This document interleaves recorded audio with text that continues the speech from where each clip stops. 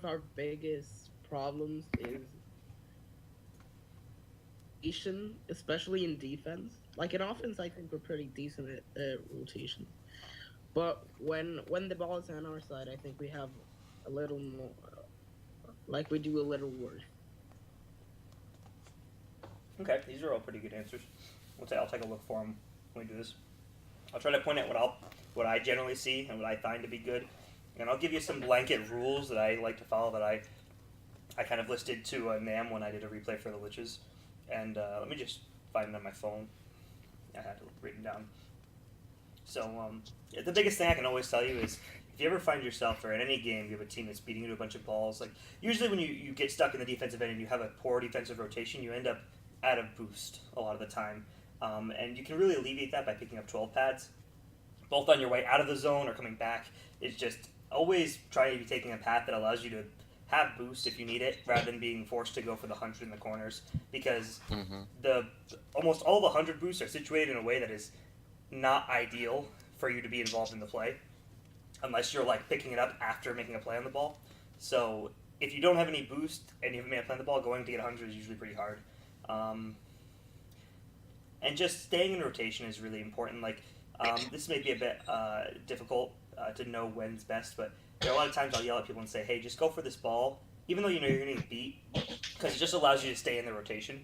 And if I see anything like that, I will point it out. But let's not keep you guys around here for too long without actually getting into the play.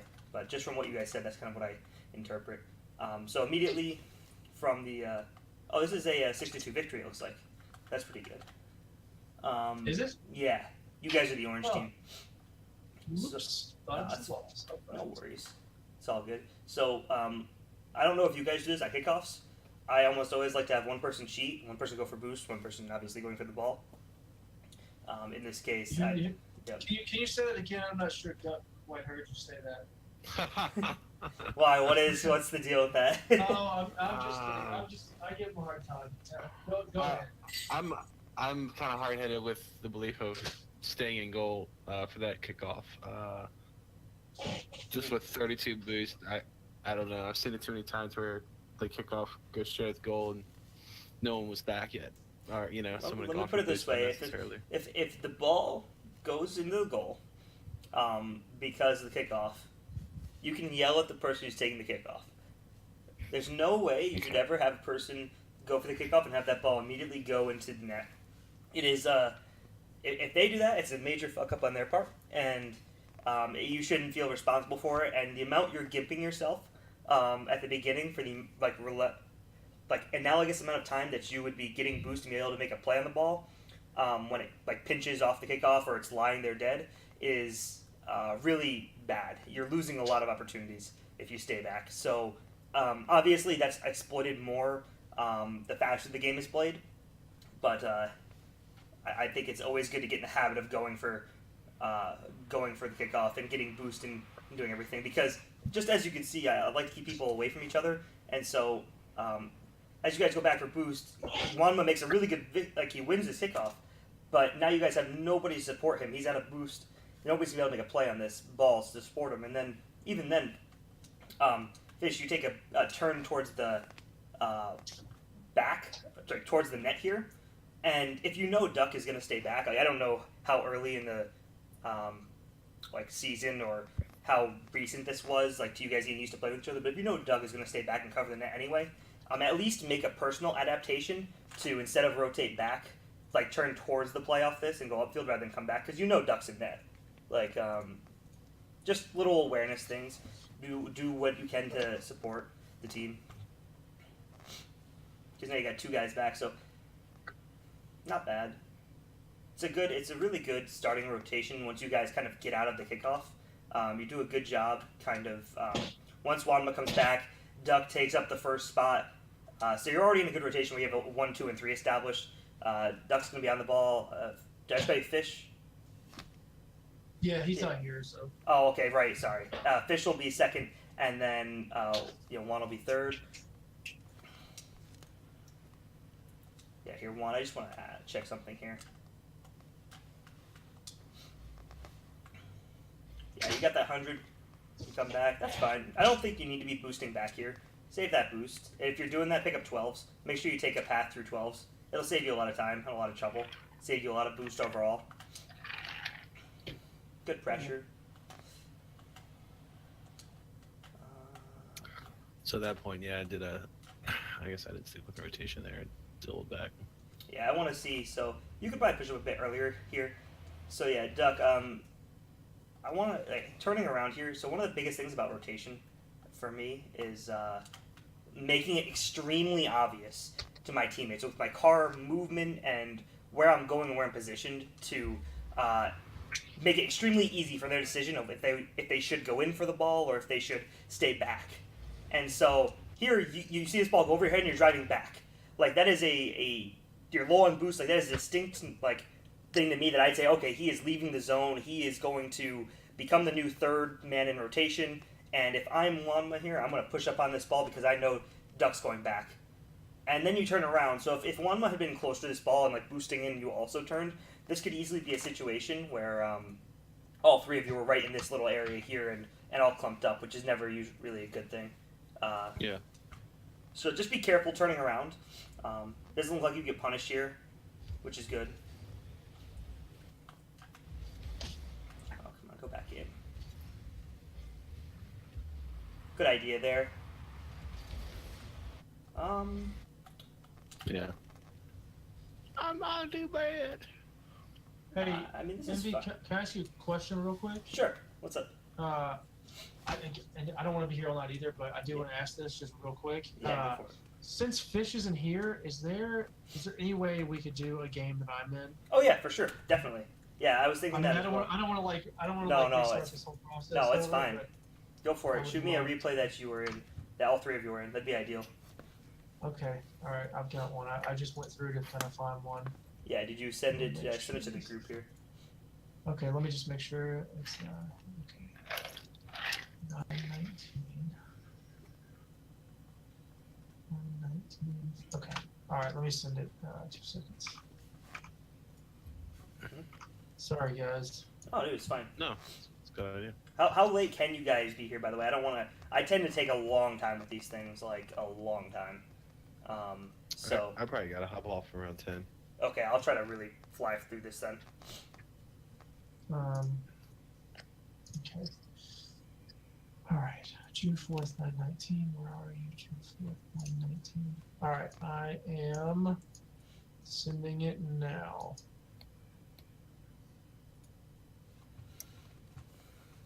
Okay, Yeah, okay. got this. See those songs to be downloaded.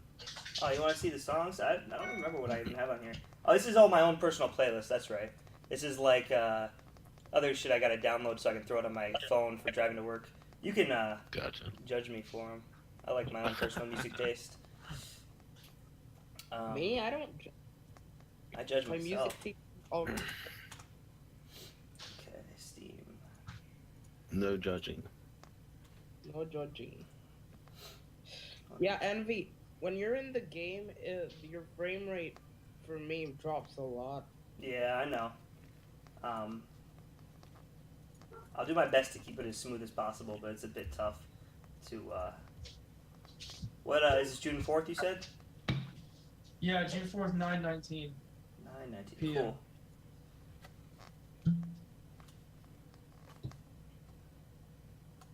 Should be a 4-1 win, I think. It should have all three of us in there, right? Yep, looks like it. Yeah. Cool. Good stuff. Perfect. Okay, so cool. I like that Duck cheats on this one.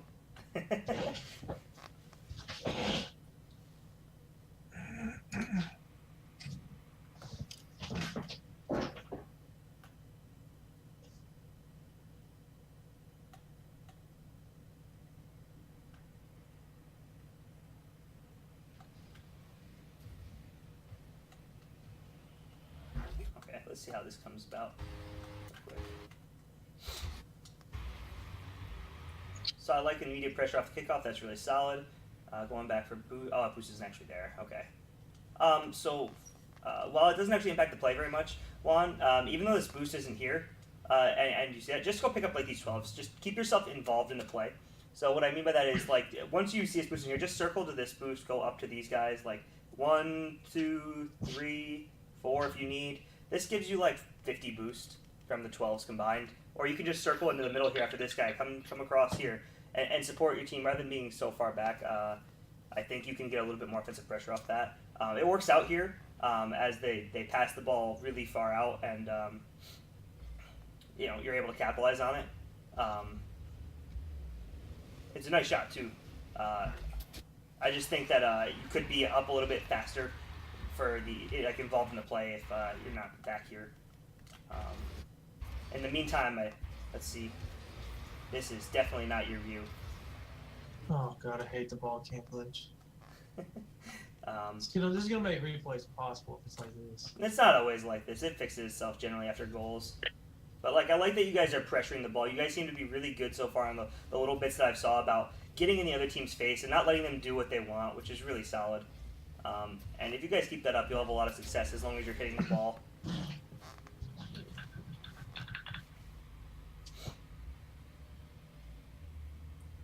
Is there any specific spot where you guys recognize that you really struggle? Rotations.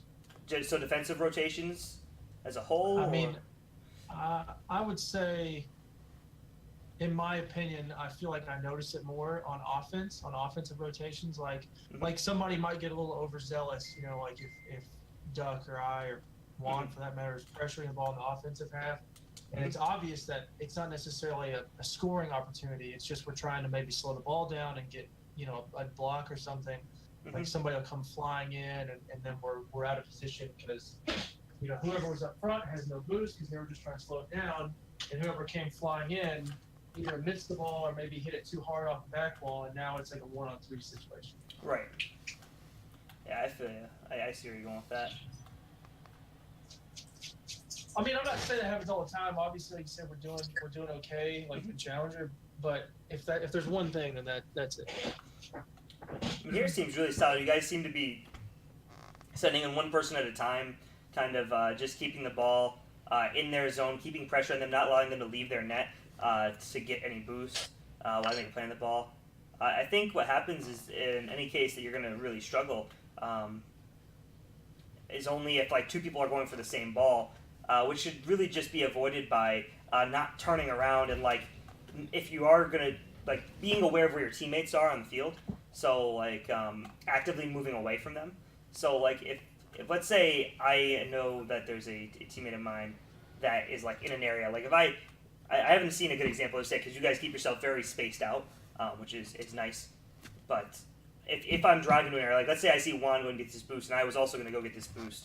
If I was hey, I want to go get this boost, and I know Juan's here, I would try to immediately turn around and be nope, I'll go over here and get this boost instead. It's just making sure you're not occupying or going to the same ball, which is really helpful. So yeah, okay, Juan turns. That's good.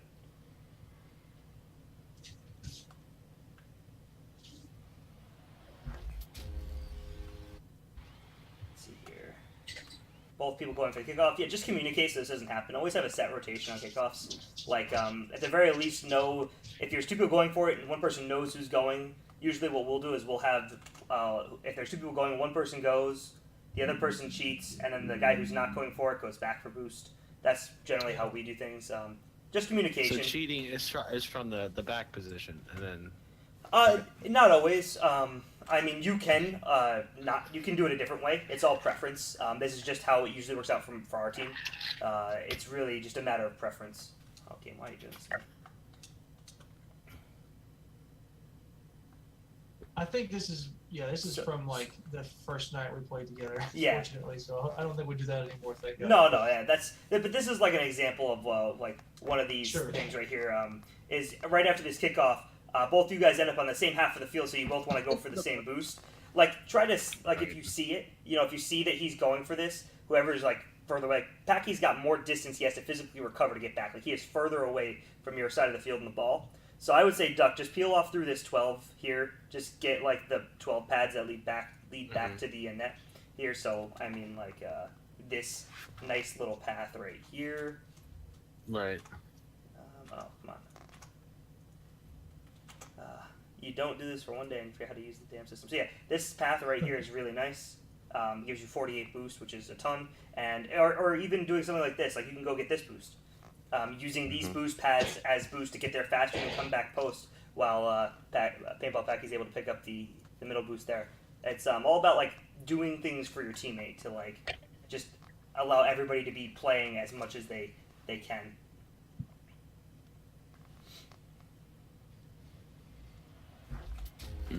So I mean, let's see how this goal comes about. I'm almost positive it's strictly due to both you guys getting back a little bit slowly because you collide here and the boost goes to nobody. And by the time you both get back, you're still kind of in the same spot, even though Duck has the full 100 or got the full 100. You didn't ever separate out in the rotation at all. You still like were in the same area, and that made it hard to react to the shot. Let's see from somebody's point of view here.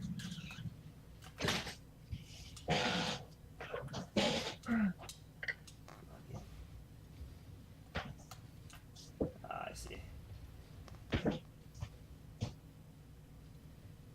Yeah, make sure when you're rotating, your angle here is a bit tough. So you use all your boost to get back, but then even then you use your boost to go straight for this ball. If you know Paintball Packy is here and these two guys are here, you want to buy time for them. You want to give them as much time as possible, and you can do that by, I usually will generally always come back to the back post that I'll call it. So when you hear me refer to back post, it's generally meaning coming in with a car pointed across the goal along the goal line, like at this point here. Because in Rocket League, it is extremely easy to go forward with the help of boost, but it's a lot harder to like go backwards or backflip and cover anything behind you. So with the help of jumping and aerials, this is like this spot right here is like one of the best spots to be for defending a ball that's going to be shot, because you can jump up to save this, you can boost across and drive across to save this, and if you need to, you can aerial across to save anything up here. It's a very nice spot to be. Hello? Yeah, hello? Oh shit! I dropped out for a minute. I think it crashed. I don't even see my Discord open anymore. How am I chatting? Well, you're here. Yeah, Yeah, we can hear you. It's back up. Yeah.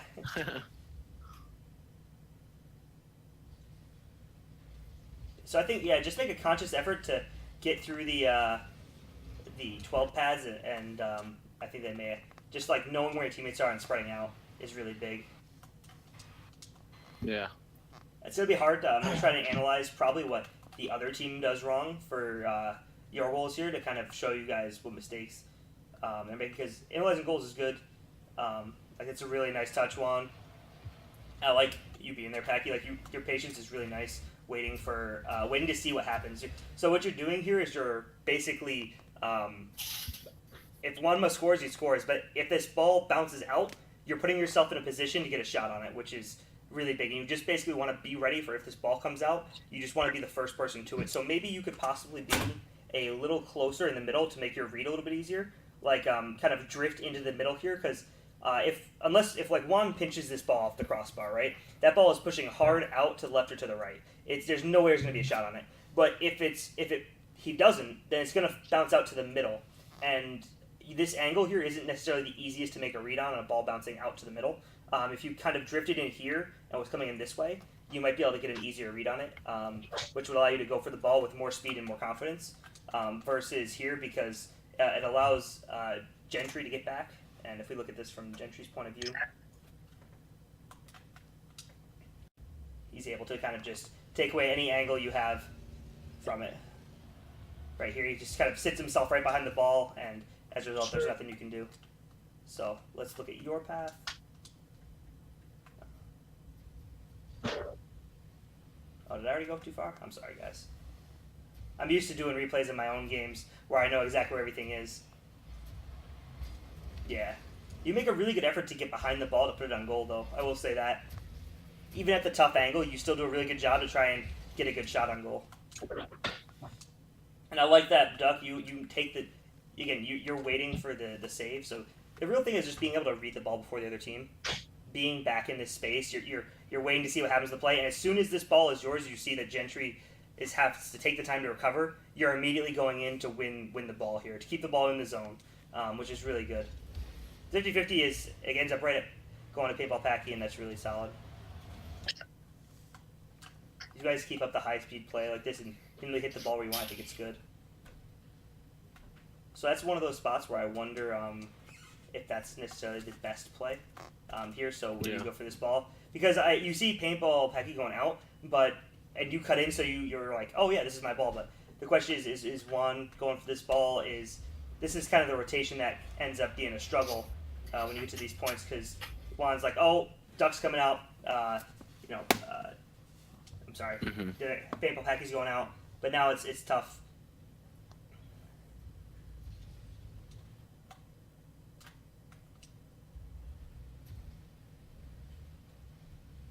You guys do a really good job staying back and supporting, and getting opportunities as a result. Good try on the dribble. I like that. I think that was a bump idea. Was that a bump? Yeah, that's what I was trying to do. I'm just really bad at dribbling. No, that's fine. How much practice have you put into dribbling? Like, did you actually have ball cam on throughout all this? Or did you, or is this just an art? I had ball cam on to the last guy, and I just couldn't find him. Mm-hmm. I mean, it ends up working out. Since you beat so many of them here, like, it really ends up being a really good stroke of events, because now there's nobody in goal. Duck gets the ball in, Juan follows it up and beats into the ball. You guys are really good at being speedy to the ball, and you seem to get really good touches when you do. So it's really, I think you're going to have a lot of success continuing. Just really work on rotation and knowing where your teammates are. If you have the peripheral vision of the field to know where your teammates are and where, just think, whenever there's a person hitting the ball, try to think, where is that ball going next? Like, Juan is on the ball. He's either going to do one of two things. He's either going to send this ball further into the zone, which puts it in their corner over here, or he's going to have to flip off the wall at it, which will send it into the middle. So rather than wait to see what happens, have somebody push into this middle spot here. Have somebody be ready for this spot. Read what the only possible plays he can make are. And try to be there and support the play. And so you go over and get this boost, but there could definitely be a third guy pushing up with him here. Even if the third guy was back here in some location, just kind of hanging out in case the ball ends up falling down or somebody hits one on the wall. Just being there in support.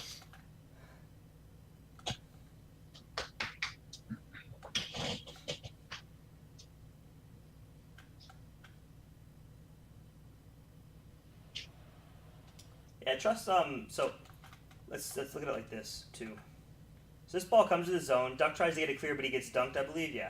So you guys rotate back. So I'm not a big fan of rotating back ball side, which just means the ball ends up on this side of the field, right? So it's over here. If you divide the field into half, this is the side the ball is on. This is not.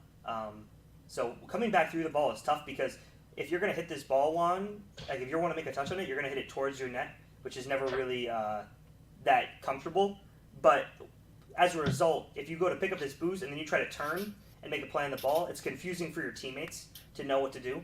So maybe avoid trying to drive back ball side. What you can do alternatively, if you know this ball is in the corner, again, come back through the 12 pads here, pick up this 36, pick up this guy, and then turn and make a play on the ball here, so you're hitting the ball out of the zone via the corner, and your teammates aren't necessarily concerned if they need to drive to get to this ball because you're coming back this way, or where there's much less confusion on part of who needs to go for the ball.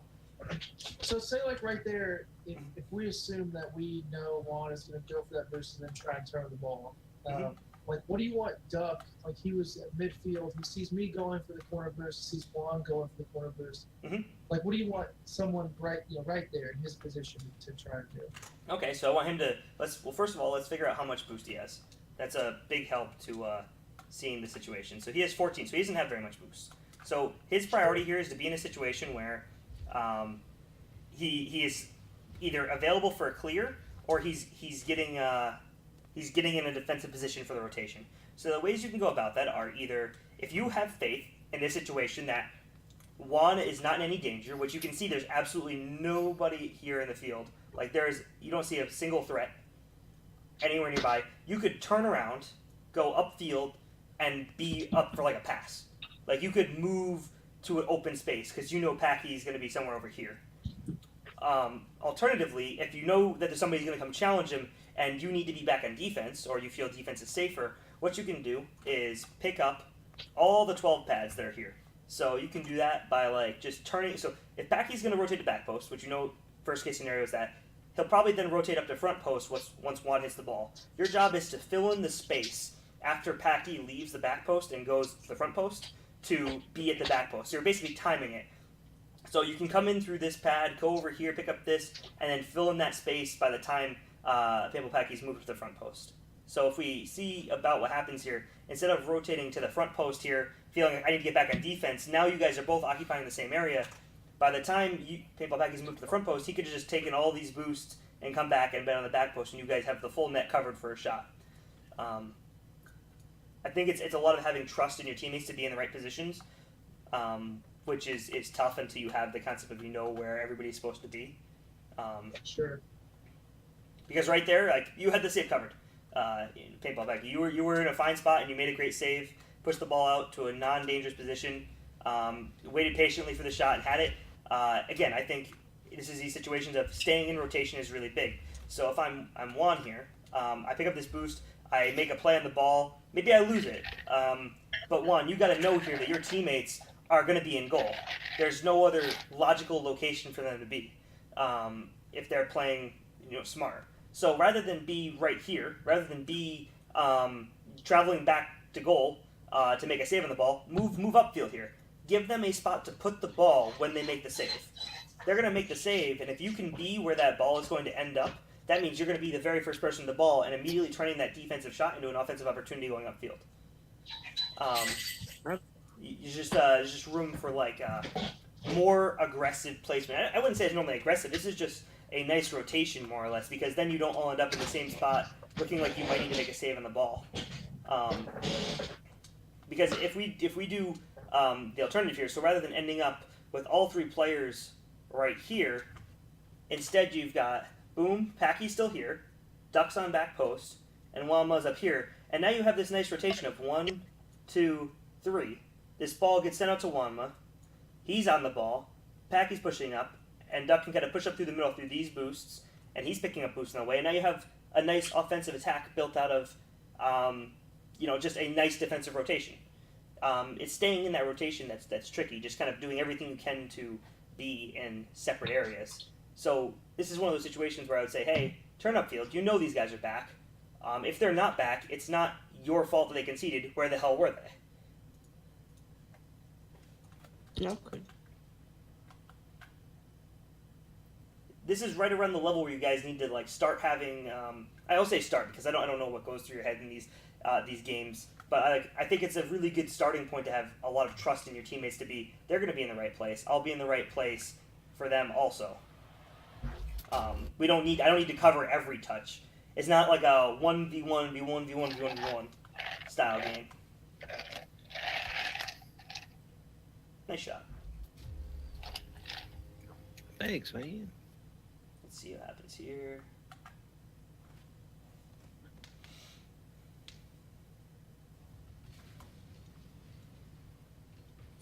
Sorry, it probably gets really choppy when I start moving the camera and my thing has to take the time to readjust, so I'll try to stop moving the camera too much. No, mine's pretty smooth right now. Yeah, I'm Okay. good. Cool. Good clear. Good hard clear. Always get hard clears, guys. The biggest thing, so you guys are all aware of like hard clears just being waiting for a bounce on the ball and then hitting it off the bounce with a flip to get a power clear. Yes. Yeah, that's really, really helpful. Good patience on the wall. Again, I don't know if you need to be right here, Juan. I'm going to go back forward a little bit. So right here, again, you are stopping the ball, but you're backwards. And it's not like, so the ball isn't necessarily dangerous until it gets to a point right here where it reaches in front of the goal and somebody could take a shot. And if that ball is ever going to get to that point, you have Paintball Packy here to cover for this. So there's no real risk in this ball getting to the goal before Packy can get to the ball. So in this case, I don't think you need to occupy this spot on the wall. I think you could rotate upfield again or loop around to the back post. Because the risk here is that the ball goes behind Packy. That's where it's much harder to cover. The risk here is that the ball pops, like it bounces off the wall because of a pinch. It comes back out to the middle before any of you can get to it because you're all like in the same horizontal line here. And so they're going to get a shot at it. And if they put the ball behind Packy, well, then that's where you're not getting to it first. So just being in a spot where you're covering different locations, because if this ball goes here, I mean, Pack can get to it, you can get to it. You don't both need to be there. So at this spot, I should either be upfield expecting a pass or covering Packy there. Yeah, I think Covering covering. the back post. I think I'll never yell at you for Brady, being no. on the back post defensively. Like being on the back post defensively is really almost always a good idea if you need to cover. Like rotating to the back post is like one of the best things you can do if you don't know what to do. Okay.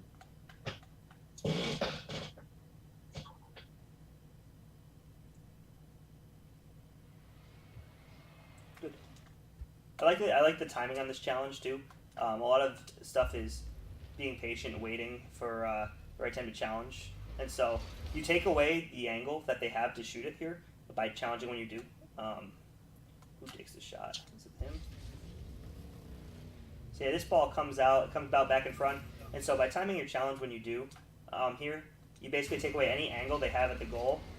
Like they would have to. I mean, they still have this shot right here, like through the near post. But Duck's coming back, and he's kind of taking that away. You have to take away all the rest of the net. So for this ball to see anything, it's not seeing any of the far side of the net. You have it covered. So I think you do a good job with zero boost challenging when you do. I think it's overall solid. And Duck has it otherwise. Let's see. Oh. I want to see Juan's point of view from that.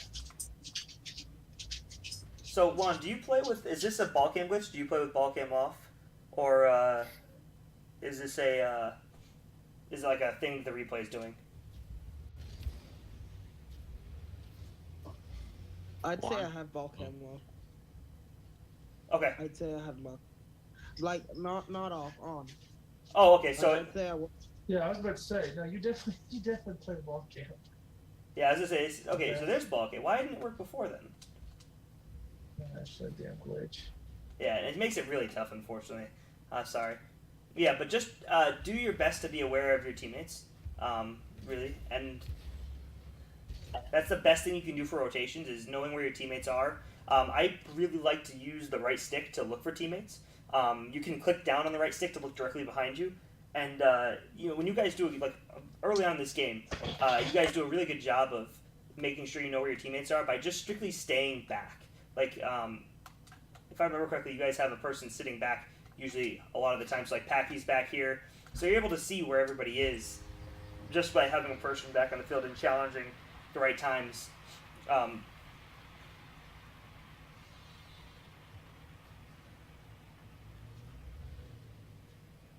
So, like, this rotation is good. Do you have an instance of, like, a definite game where you struggled, like had a lot of goals against, that I could run through the goals really quick? Yeah, let me look. Any game where you just have a lot of, you don't have to lose, you just have to have a significant amount of goals scored against you.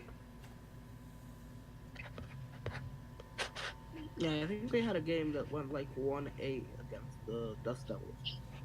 Okay, Yeah, that'd I'm be pretty really. sure I didn't say that replay. Sorry. Oh, no problem. How do I? Purposely. I forgot to say that one. So this is like a really good example of what I'm talking about. So right here, you notice that Duck's going back to the other side. So you start going there for the ball, and then you realize he's got it. I'm going to occupy a different area. I don't need to follow him for this ball. And so you come back and you take the net rather than going for the boost and following Duck, which is good.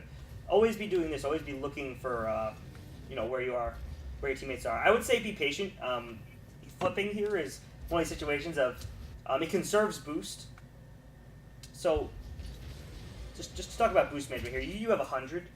I don't really know why you would boost here. Like just strictly from the point of view of there's no threat to the ball, no immediate concern like, oh, somebody's going to beat him to the ball and there's going to be a shot and I need to get back right now. There's not a risk. So there's no reason to boost back. Alternatively, if we look at Like you end up here from 96 to 66, but I don't know how that happens. Like you're boosting here, but you're not really going anywhere. Like you can wait and see what happens to this ball before you're boosting up to get into play. And then by the time you boost it up to the play, you kind of flip and you're out of the play now because the ball pops straight down. Like always wait for your read on the ball. Wait to see where the ball is going and then hit it. You don't necessarily need to be flying for this ball before you know where it's going. It can be, be patient. Patience is really a virtue. Obviously, at certain spots where they're going to be shooting and you have to, go for it now or it's going to be a goal, it changes. But wait for the ball to bounce, get a read on it, and make sure you're going to hit the ball. If your biggest issue is whiffs, then just do your very best to make sure you don't whiff. Right. Be patient. I just sent you a game that we lost 5-1. Okay, I perfect. don't know. I don't even see who's in the game, but that's the game. Let me download it. Looks like one fish and duck. What do you know? What day it was on? Man, I don't remember losing 5-1. No. It was May 30th at. Keep going down. This one Probably right here? that. Yeah, Okay, that's sweet. it. Yep. Okay, cool. Yeah, we got. Yep, we got. Wait. Oh, I thought that was fish because it had MOO. Okay. Yeah. So I'm sorry, Packy, but yeah. So let's see what happens. Let's just see what the cause of a lot of these goals are. And I'm sorry that you're not in it, but we can. It's usually a team issue more than it is a like a personal player issue. Sure. Yeah.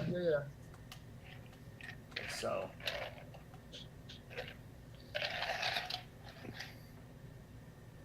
And I don't know how long you want to go, but I mean, if you Yeah, want I'll to keep going.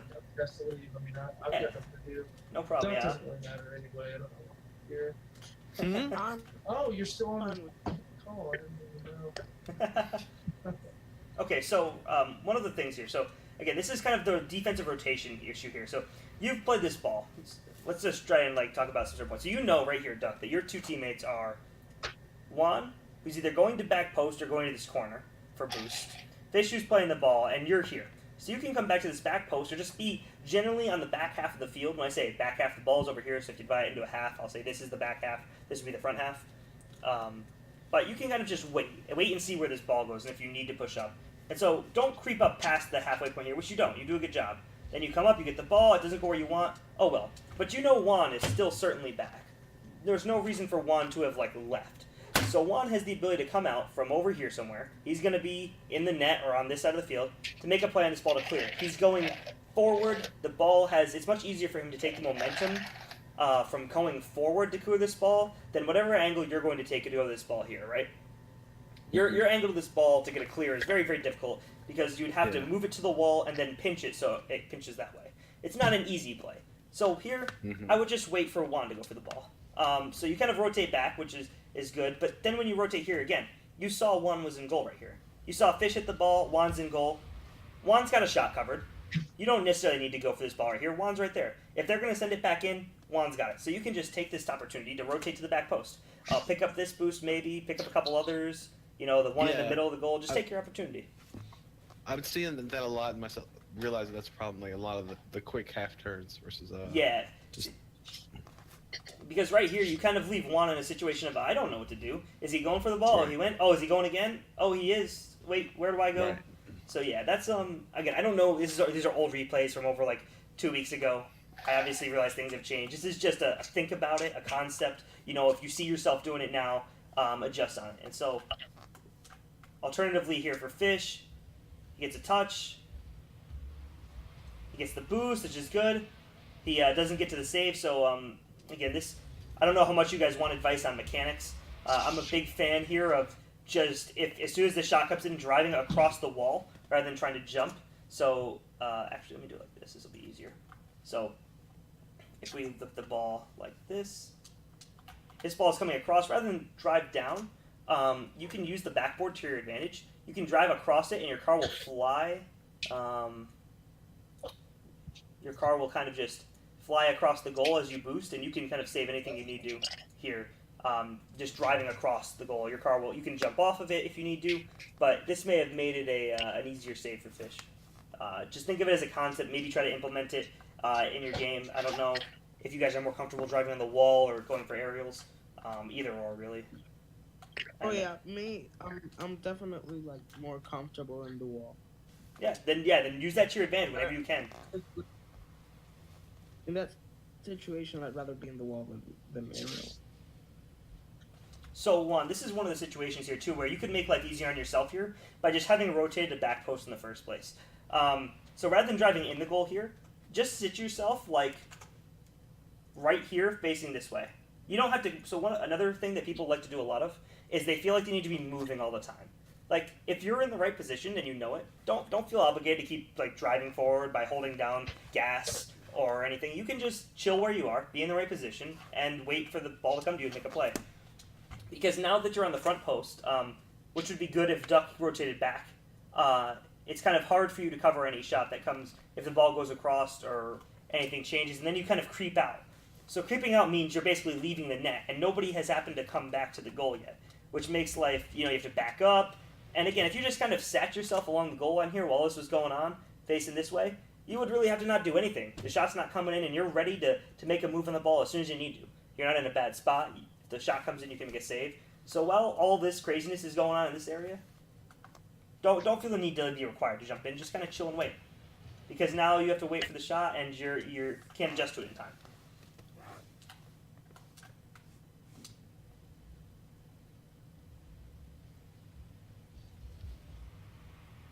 Also, how much boost did you have?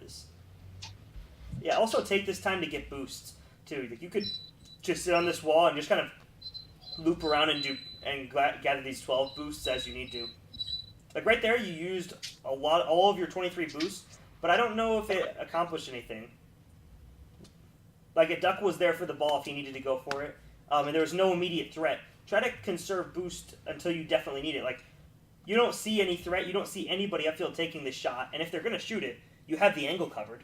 So why do you need to boost out of goal here if you only have 23? Be conscious of the boost amount that you guys have so you can make a play. Because here, if you had that boost, you still could have been in the same spot and able to jump for the boost rather than having to flip towards the ball.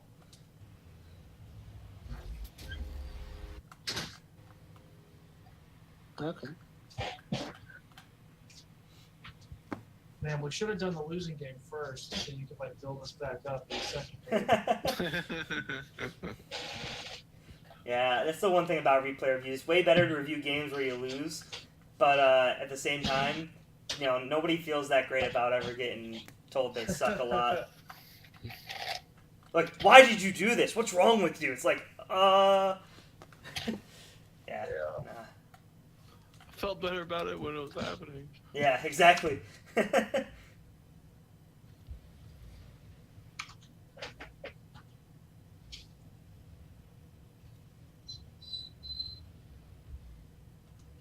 Just so you're underneath the ball here, if you have a teammate that's back that can take a shot, so this ball is sitting there. This is a juicy shot right here as this bounces over you, right? This is like a, if I got anybody back here for a shot, I don't even want you to hit this because the net is open. If I've got a teammate sitting here that's got to look at this, I want them to shoot it, not you.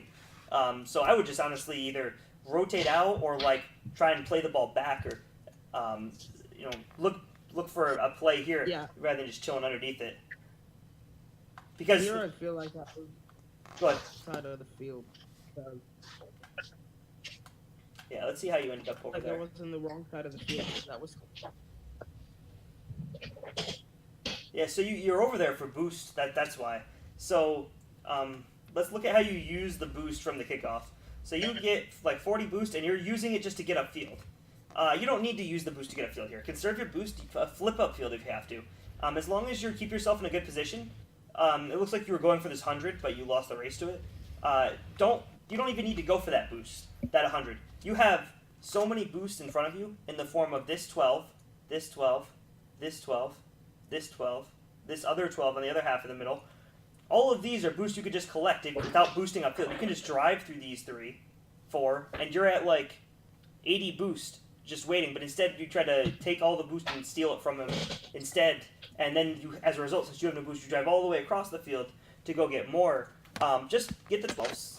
Make sure you're in a good position. Make a play on the ball. Be more concerned with where the ball is than the boost you have.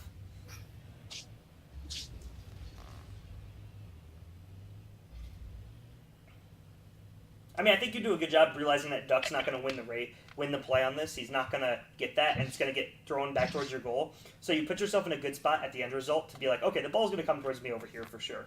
So I don't really have too much issue with this.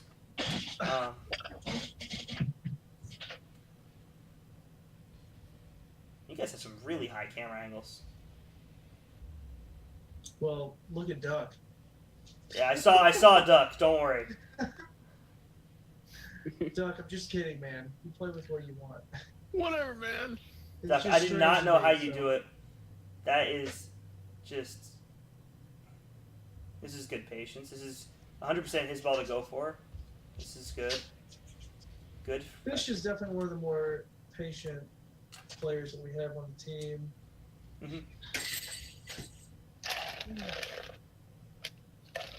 Yeah, patience is really a virtue. One, I'm going to yell at you for your boost control again. Stop using boost when you don't need to. You use a ton of boost for no reason. This is a good chance. So yeah, I understand the urgency of wanting to get this ball as a shot as fast as you can. But you saw that both of these guys, if you look at the context of the situation, you see that both of these guys are flying up to the ball. They're both on the wall. Tree Frog is up here facing upwards, or again, how did we end up on this one? So Tree Frog is up here facing upwards. Moose ends up here facing upwards. There is no way, after you take this boot, that any of them are going to catch up to you for this ball. You have way more boost, and they are never getting back to you. So take your time here. Line up this shot when you see it. Make sure you get a good touch on it. You don't need to fly for this. You don't need to make such a fast read on this ball. You just have to get a good shot and keep control of it. And hell, maybe set up a dribble to beat creation. You can control this ball all the way upfield and get a better shot rather than try and just hit a ball as hard as you can on goal. And work on that control and that patience. Because at this point, that touch is no better than just passing the ball back to creation rather than getting a real shot out of it. Where did everybody else end up after that play? Yeah, that's very fair. It's just that when the goal is open, it looks very enticing. Oh, I understand. Don't worry, I do. I've been there so many times. I definitely say so it does look enticing. I just think about it in terms of statistics. So you look at this ball and you say, what are the odds that I hit this ball with speed on the goal? How many times out of 10 are you going to hit that shot on goal? If it's 9, and I'm sorry, I'm catching on the one time you're not scoring that, so my apologies. And I say then hit that shot every time, because it's open. If you can hit it, it's a goal. But I'm saying if it's like a 2 out of 10 shot, and you know that is a 2 out of 10 shot for you, work on it in training, work on getting better touches. But in the games, get in the habit of moving the ball downfield for your team. In this situation, this ball is here, and you can pick up all of these boosts if you need to, and then get a shot. And it allows your teammates Fish to come up support you, Duck can get up to support you, and then you have set up an offensive pressure while the guys are stuck back here, and it's a 3-on-1 against creation versus a clear. I think that seeing it or setting up a dribble against creation would have been a higher percentage play than that. Just passive creation. Twas a bad play. Let's see here. So, Duck, you're in the call, right? I know you got to go soon. Yeah. So just real quick, walk me through why you are in net here. Not in net here, but now that one has control of the ball and you see 2 people behind him. I feel like you could get up in this without much risk. You could just get up in this play and go support him and be there for a pass. Or if let's say this ball gets hit errantly to the middle, maybe you can beat creation to it and get a shot. So what's the reasoning for staying back here? Probably just that I saw Fish was a little wild, or wasn't going to be in goal, and worried that I would just be leaving a wide open goal and not be able to have enough time to attack it downfield.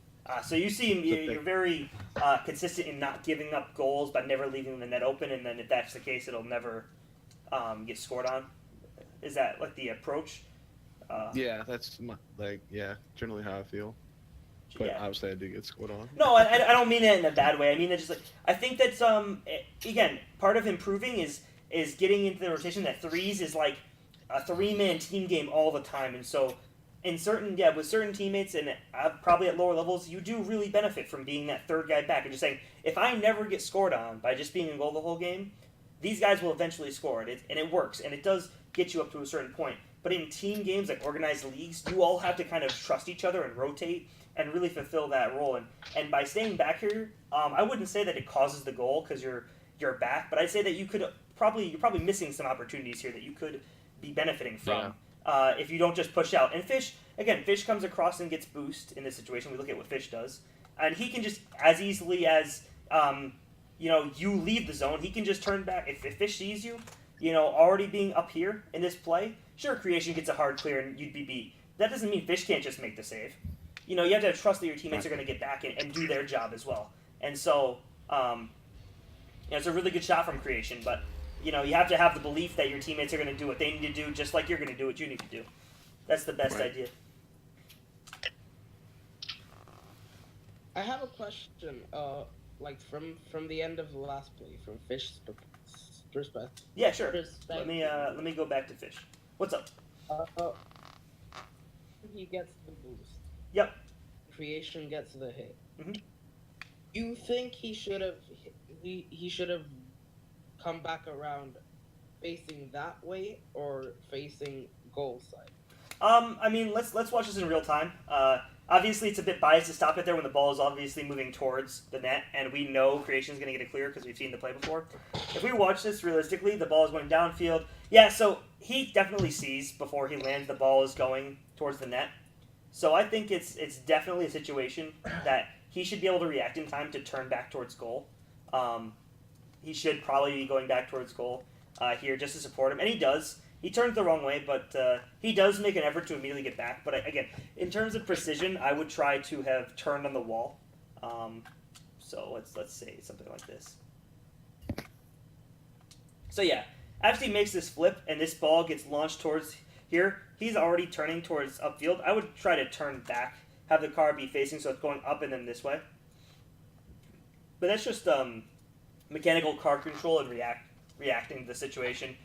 He at least immediately recognizes the threat, which is good, that there's going to be a shot. Again, I think challenging out like this is unnecessary. I'm a big fan of patience, so waiting, I think if you look at where he ends up, again, I think being back post here, like if he drove over to this point or was on back wall, it may have been better. More easy to save, as Duck is going to come out and challenge this ball in the air. Maybe it doesn't result in a save, but I think coming out here is less enticing to me to make the save than it is to drive towards the back post and wait to react. That's just my personal preference, though. Okay. Well, there's no point in having two dudes go up for the same ball. I mean, either Duck is going to get it or he's not. And, I mean, we obviously know what's happening, but, I mean, Duck has a better chance of saving it because he's straight on. I don't know. My thoughts. So Fish is just the scrub. Yeah, that's what I'm thinking too. Yeah, Fish sucks. He's not here. I want to see this from... I can't wait for him to watch this replay. You bronze player, you. So, again, I know going back to goal, and Fish is probably going after this. Once this ball comes out, I'd probably... You see Fish is coming back towards goal. I'd probably start moving out here. Yeah, I mean, that's fine. Everything you've done here is fine, except for driving into the wall. That's less fine. But, again, the concept is there, which is what's important. I see, so one, I like your positioning here. I think you can be a little bit further back. So if we turn this around, like if we move with fly, you are like right on the back post, as I would call it. You drive a little bit too far forward, which leaves this like small snippet of the goal here open. So again, I'd probably be like right here. Don't feel obligated to go further than that. But again, I think you put yourself in a good spot as Fish has the whole rest of the net covered. So overall, decent. But again, it does room. So the reason I say that it's bad is because it puts you in this situation here where now you have to, now you're forced to do this awkward jump up and reverse aerial, and you have to waste a lot of boost just to ensure that ball doesn't go in the goal. Where I don't think you would have to waste that boost otherwise. also, when you see, so I don't know if this is on you, but you see Fish is going for that ball, and as soon as you land, you see Duck is going forward. Don't drive forward here. Realize that you're like third in this situation, and like kind of go backwards to. If this ball ever goes past you here, you're kind of screwed. Like if they put this ball to the other half of the field, if it went this side, then all three of you are facing this direction in this small area. So keeping spread out is really important. It's like recognizing immediately when you need to kind of get out of the situation and just reset. Let's see what happens.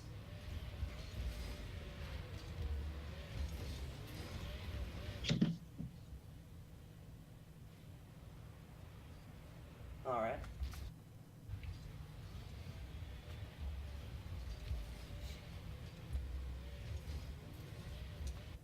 So Duck, I don't know, Duck leave. I'm here still. Okay, sorry. You're the one that has to go at 10, right? I apologize if it's I'm Yeah. off. Well, just in a few. Yeah. Okay, okay. I'll announce when I'm off though. Okay, no problem. I'm sorry. I just want to ask. So with zero boost, I would probably try and go get some. So there's a couple concepts, like schools of thought. Would you rather have like 0 boost or 20 boost? And the answer is always obviously 20 because you have more boost. But when you think about it from a more realistic standpoint, having 20 boost means you have the ability to adjust what you're doing. With 0 boost, you have absolutely no way to change anything you're doing. You don't have ability to move back, like ability to speed up or to jump in the air and fly. You don't have the ability to contest basically anything. You have your, staying on the ground and your flips, and that's it. So going for balls when you have 0 boost and another teammate could be going for them is really kind of rough. Stupid. Yeah, it's not very helpful. So like I would probably just, you see Fish is in the corner here. Like maybe he's backwards, sure, but you see these 2 boosts up here? Kind of you're going to expect that this ball is in the corner and maybe go up. Just go get these 2 boosts. Kind of put yourself in a position for the ball. The ball may come up towards you and now you're going to have boost and you're going to be in a position. Don't necessarily go for the ball so much as be there to support your teammate in there. You've got all these middle boosts. Maybe you want to be even more across the field. Maybe you want to be like here, here, here. Just kind of put yourself in a position that you have boost and you're not necessarily flopping at the ball. Well, here's a question. I got one. Can you back it up to like where you just were for a second? Yeah, sure. So, Which right, point of view? that seems, just the fly right here is fine. Okay, sure. Yeah, okay. Yeah, this is fine. So if you're ducked on the wall and then just what you were talking about, he's got no boost, he sees Fish kind of hit this ball and then the right maybe 4 seconds more or whatever. So all right, so right here, yeah. Now you don't, I'm guessing he doesn't know Juan is up. If I'm in Duck's shoes, I'm hoping Juan is still in the goal here. Yeah, and he can maybe barely not, see him, but not fast enough to have reacted at this point. Sure. So let's just pretend he doesn't see Juan there, and he thinks he's behind him in the goal. And I'm Duck, and I have no boost. And what I would do, I'm not saying this is right, obviously not. But once I see the ball bounce off the wall here, what I would do is drive for a block. Yeah, exactly. So like I see Fish is messed up. So now that guy comes in pretty quick, but I kind of expect Creation to hit it. So if I've got 0 boost right there, it's going to take me forever to kind of go around to these 2 boosts that you have in the frame right here. It's going to take me a while to get to those 2 boosts and get back on defense. Would you rather us do that or possibly play for a block? Which is what he's doing. He just misses. So I don't think that there's a need to go for a block here. I don't see. So there's no immediate threat here to me of unless Super Fast Moose is a god and putting this shot right on goal from this angle, which is not very likely. Well, see, here's my concern. So you got Moose coming in. I don't mean to interrupt you. But no, go for it. If he's coming in and he could hit this off the wall very easily for a perfect center ball. He just whiffed, obviously. But that's exactly how you want. Hit it straight. It's going to hit that corner. It's going to be a nice center ball. Yeah. And if he does that, now we've got Juan, who we assume is in the goal. Creation's right next to Super Fast Moose, headed back on defense. I don't know who the third guy is, but you would hope if you're playing for their team. Oh, okay, so he's terrible. Well, you would hope that Tree Frog wouldn't be over there. You would hope that he would be at midfield waiting for a center ball, and then it would be more or less a one-on-one aerial with Juan flat-footed in the goal. Yeah. Well, again, there's a lot of things that aren't right here. That there's a lot of what ifs in this situation, and so Agreed. I think you do the best you can with what the situation is, and so if I had it my way, this wouldn't realistically be. This right here, I don't think is good. I think you're all in the same area right here to begin with when this ball is kind of coming out. This is really awkward. So let's see what happens. Just goes off nothing. Yeah. Right? Yeah. So Superfast Moose plays this on goal, and this is Duck's ball to clear. But even then, both Wanma and Fish are in the same area. So immediately here, I would say this is bad because they need to be going to different spaces. I would say maybe Fish picks up this boost goes upfield, Wanma turns this way. Just getting the separation that you need so you're not ending up in the same space, first of all. So both of them are rotating back towards the post. So Juan now makes that turn. He thinks Duck's going to... So the expectation here is that Duck's going to clear the ball up the wall like this. He doesn't get that. But what ends up happening here is Juan does the next best thing, which is now rotating to back post here.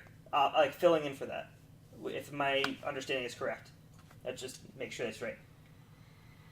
Yep, Fish is going to turn to make a save, but I think Fish should probably be challenging this here. This ball goes around him, but if I'm going to react to this ball and the ball ends up right here, I'm probably going to drive at it, take it, so he stops. I would probably do my best to drive at this ball and take away an angle on a shot. So Sure. if he sees Juan here, right? So in an ideal world, Juan comes to this post. He's going to have this post and like everything across the net covered. So what I want to do is I want to force this ball funnel it this direction for the shot. So this shot's going to come in.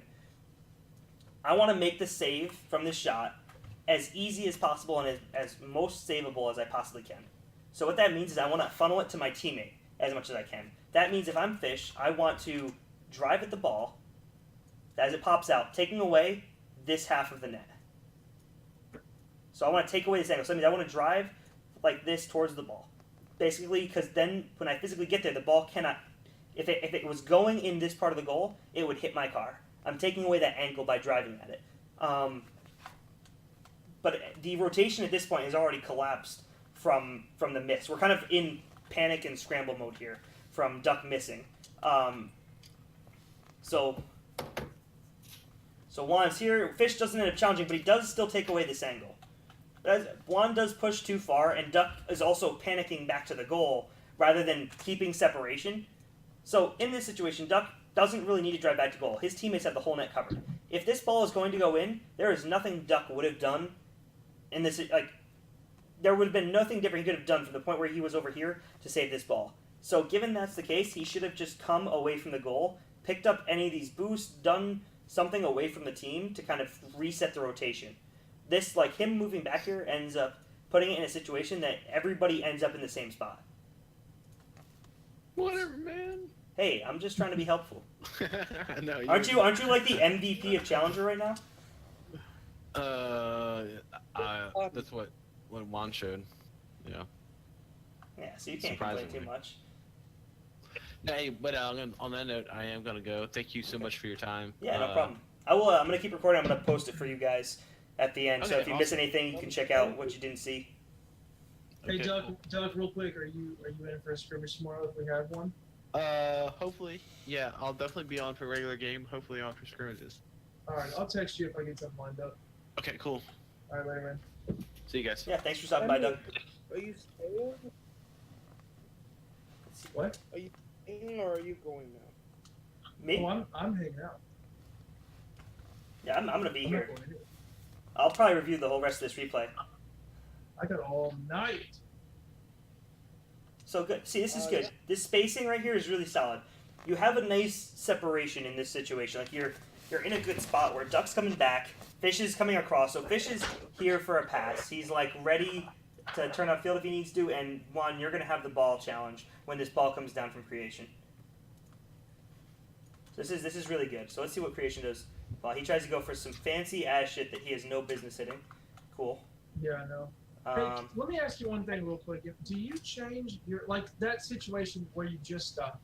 You said Duck's coming back, Fish is ready for a pass, and Juan is going to be on the ball. Mhm. Would you change what you recommend based on skill level? Like for instance, Duck is more or less playing defense at this point. You said he's coming back. Yeah, he's gonna rotate we're- out. Right, so we're really relying fairly heavily on Juan hitting this ball. Now, obviously, we're challenger, which I mean, we all have several hours in the game, but we're still the lowest of the tiers. Would you like? I see Fish has kind of gone out of frame here. I don't know if he's turned towards defense or towards offense. I don't know, but would you recommend? What do you recommend he does in this situation? So let's see. Keeping our skill in mind. So the thing about Challenger is it's so inconsistent. Everything is very, very inconsistent, which is the thing that makes it really hard. So the best way to win games is to start building the habits of what is statistically the best play. And that is, Sure. like, as long as you're hitting the ball, and as long as you're doing your best to, like, hit these opportunities, and really, just you're not going to have it work out 100% of the time, but you're playing the odds that if we do the best play in the best situations and we're doing it the best we can, more than likely it's going to come out in our favor. And so as you get up to higher and higher skill levels, like I'm just speaking from what my point of view is of what the best play is. So yeah, as the skill level changes, you may be able to adjust to do different things that may make it more successful. Like duck sitting in net on kickoffs is an example of things that may be arbitrarily more successful. Like, it may be more valuable legitimately that people miss kickoffs more at like gold, platinum level, and as a result, it's better for him to just sit in goal and save the ball because those goals are valuable. But as you get higher and higher, you're going to get better and better teammates where those things aren't going to happen. So getting the habits in to be a better player against other better players is really valuable.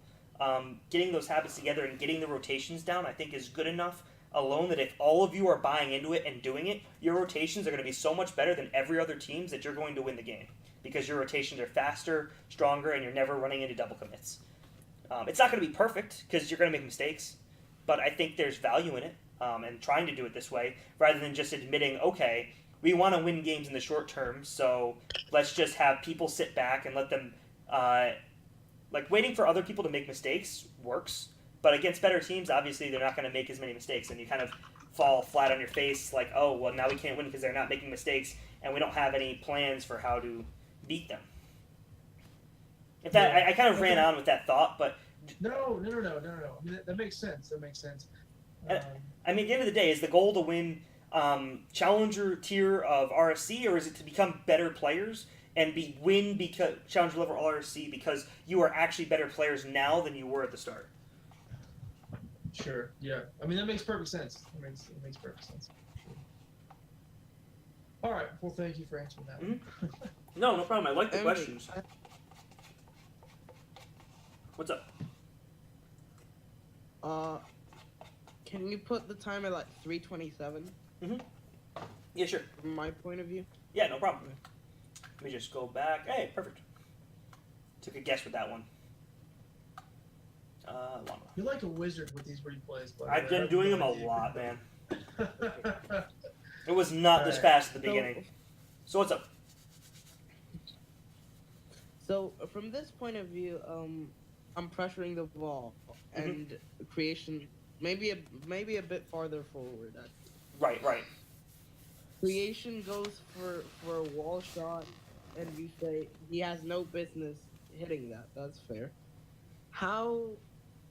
Like, obviously, when we start getting better in skill, that shot's going to become more likely. So how should I change my playstyle to be able to defend against that kind of shot? I think that is one of the toughest parts of Rocket League, and I say that sincerely. As you get better and better, your gameplay ultimately has to become different and different. And so I have personally had this issue many times where you improve and then you feel like it's impossible to improve anymore. You feel like you've plateaued because the game has now changed, that what you used to do doesn't work anymore. Like when you become a platinum, what you did to beat golds no longer works to beat other platinums, and the platinums who are better than you are doing things that they've specifically gotten good at to beat other platinums. Right? So you're now in this category of, oh crap, people are way better than I'm used to. And I think the way to get around that is just to be aware of it. And that sounds dumb, but it's to play without autopiloting. And so if you've ever played a game like League of Legends or another like high intensity thinking game, something that happens as fast as Rocket League does, You know how people have a tendency to autopilot, which is just to do what they've done through muscle memory and habit and just all their practice in the game. And so if you can avoid playing from autopilot and avoid, just playing off of instinct and playing while actually thinking, okay, what can this guy do? How can he hit this ball that can beat me? Where do I need to be positioned for what he can do? And just give the respect to that early on in these games.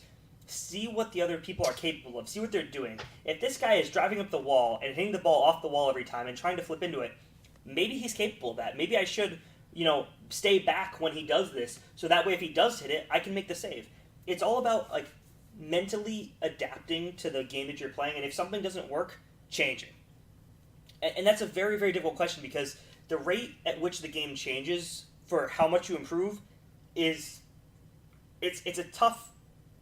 As soon as you've improved at one thing and you climb, then the game changes again, and all of a sudden you have a new obstacle to overcome where people are playing faster. They're beating you in ways you used to beat other people at. Like, I win all these 50-50s, but now I can't win a damn 50-50 to save my life. Everybody knows how to beat me. And I think the best way to do it is to, either go through replay analysis and look at it and say, why am I getting beat? If you really don't know, or just try to take the approach of what can I do differently. It's more of a slow improvement style of, analyzing your game at every point, figuring out why am I getting beat, what's the cause, how could I do things differently. I don't think that's so much applicable to RSC as it is, climbing in Rocket League and improving in any game as a whole. It's very, very tough.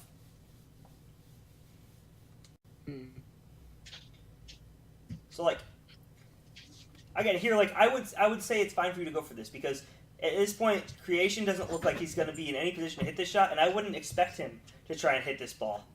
That being said, I don't know if I would have gone just yet, strictly because I would like to give myself a better opportunity to hit the ball. So you jump pretty early. I think you can get a read on it. I think it's fine. It's hard to watch the game in slow motion and say what is and isn't good, because I don't know what you guys are capable of. It's very difficult. I like the reaction to this. I think you do a fine job to go for this ball. If he gets the ball by you, I think he gets the ball by you. You have to trust that Fish here is covering for that shot. This is your ball to go for without question. And that's kind of where the issue rises for the team. If they know it's your ball, they should also be prepared for you to get beat.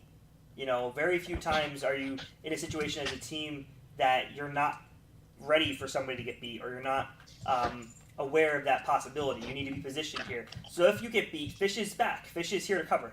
If Creation hits this ball to the middle, Fish has you covered. So I think that trust and that concept of being, patient and prepared is really just key. Go for the ball you're supposed to go for in rotation. Sometimes you're going to miss. Make sure a teammate's back to cover for you when you do miss. It happens. Good boost steal. Always do that. So right here, don't do this. This is, you're going backwards. And this is, to keep things simple, it's easiest for the person going forwards to hit the ball. At higher levels, the game changes so fast that this obviously is not necessarily okay. But even at Elite right now, something I'm telling my team to do is don't turn around in these situations. Fish is the third guy back. This is his ball to go for. Don't be flying back at this ball. Trust that he's back. Trust that he's going to hit this ball. And if you're concerned about it being a shot, because there's not necessarily any real risk of this touch right here. Right, this ball's going back. Tree Frog's hitting it. This isn't a goal. There's no way this ball is going in the goal. The worst thing that happens is the ball comes out of the zone, right? In this situation, the ball would just be getting past the half field, and you're losing offensive pressure. So if Fish isn't there and he isn't able to make this, so the risk. So I'm sorry, I'm getting too deep in my thought here, but let's put this in one of two ways. You have two options: you either go for this ball or you don't go for this ball, right? So if you go for this ball, what happens is the big benefit you get is that the ball stays in the zone. The issue is you risk a double commit with both you and Fish going for it, and now there's nobody back on defense. Now, on the other side, if you don't go for this ball, the pro is you're guaranteed to have somebody back on defense, and the risk is that the ball leaves the zone. And so in this case, I think the bigger risk of the two situations is, you guys both going for the ball and having nobody back on defense, and they get a shot on an open net. So playing statistically, I would go back and just let Fish hit the ball.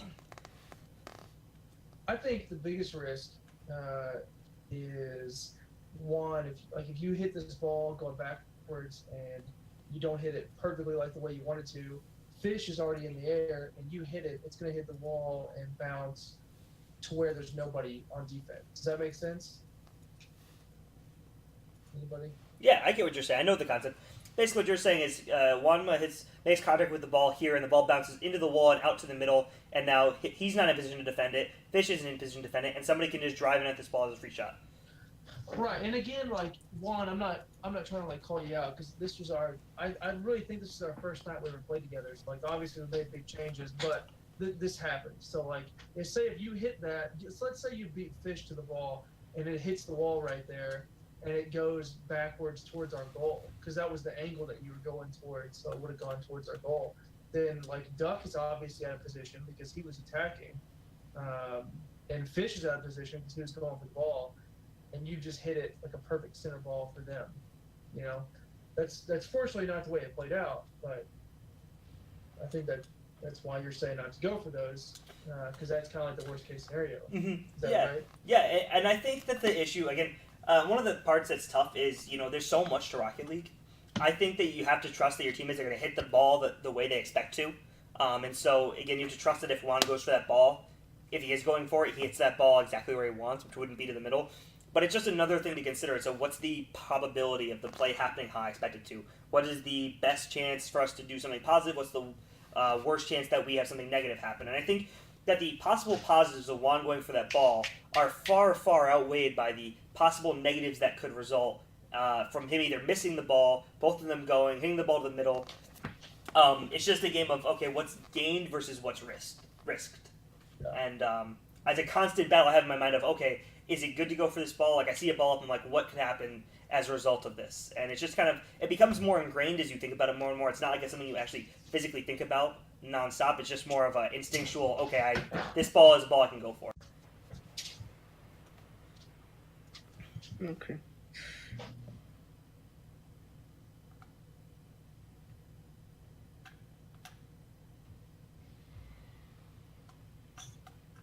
Yeah, here. So, right here, I just again, I think you guys are, you like to stay back, which I understand. So right here, both of you guys are back at net, and I know, Packy, you're not involved in this, but Duck's pushing up with his ball, and he's got control of it. And when I say he's got control of it, I mean Creation's turned backwards. You can see that from the way he's boosting. Moose is turned backwards, and Tree Frog's chasing him. So there's nobody that's going to contest this immediately. Nobody that's like right here, ready to hit this ball back towards the goal.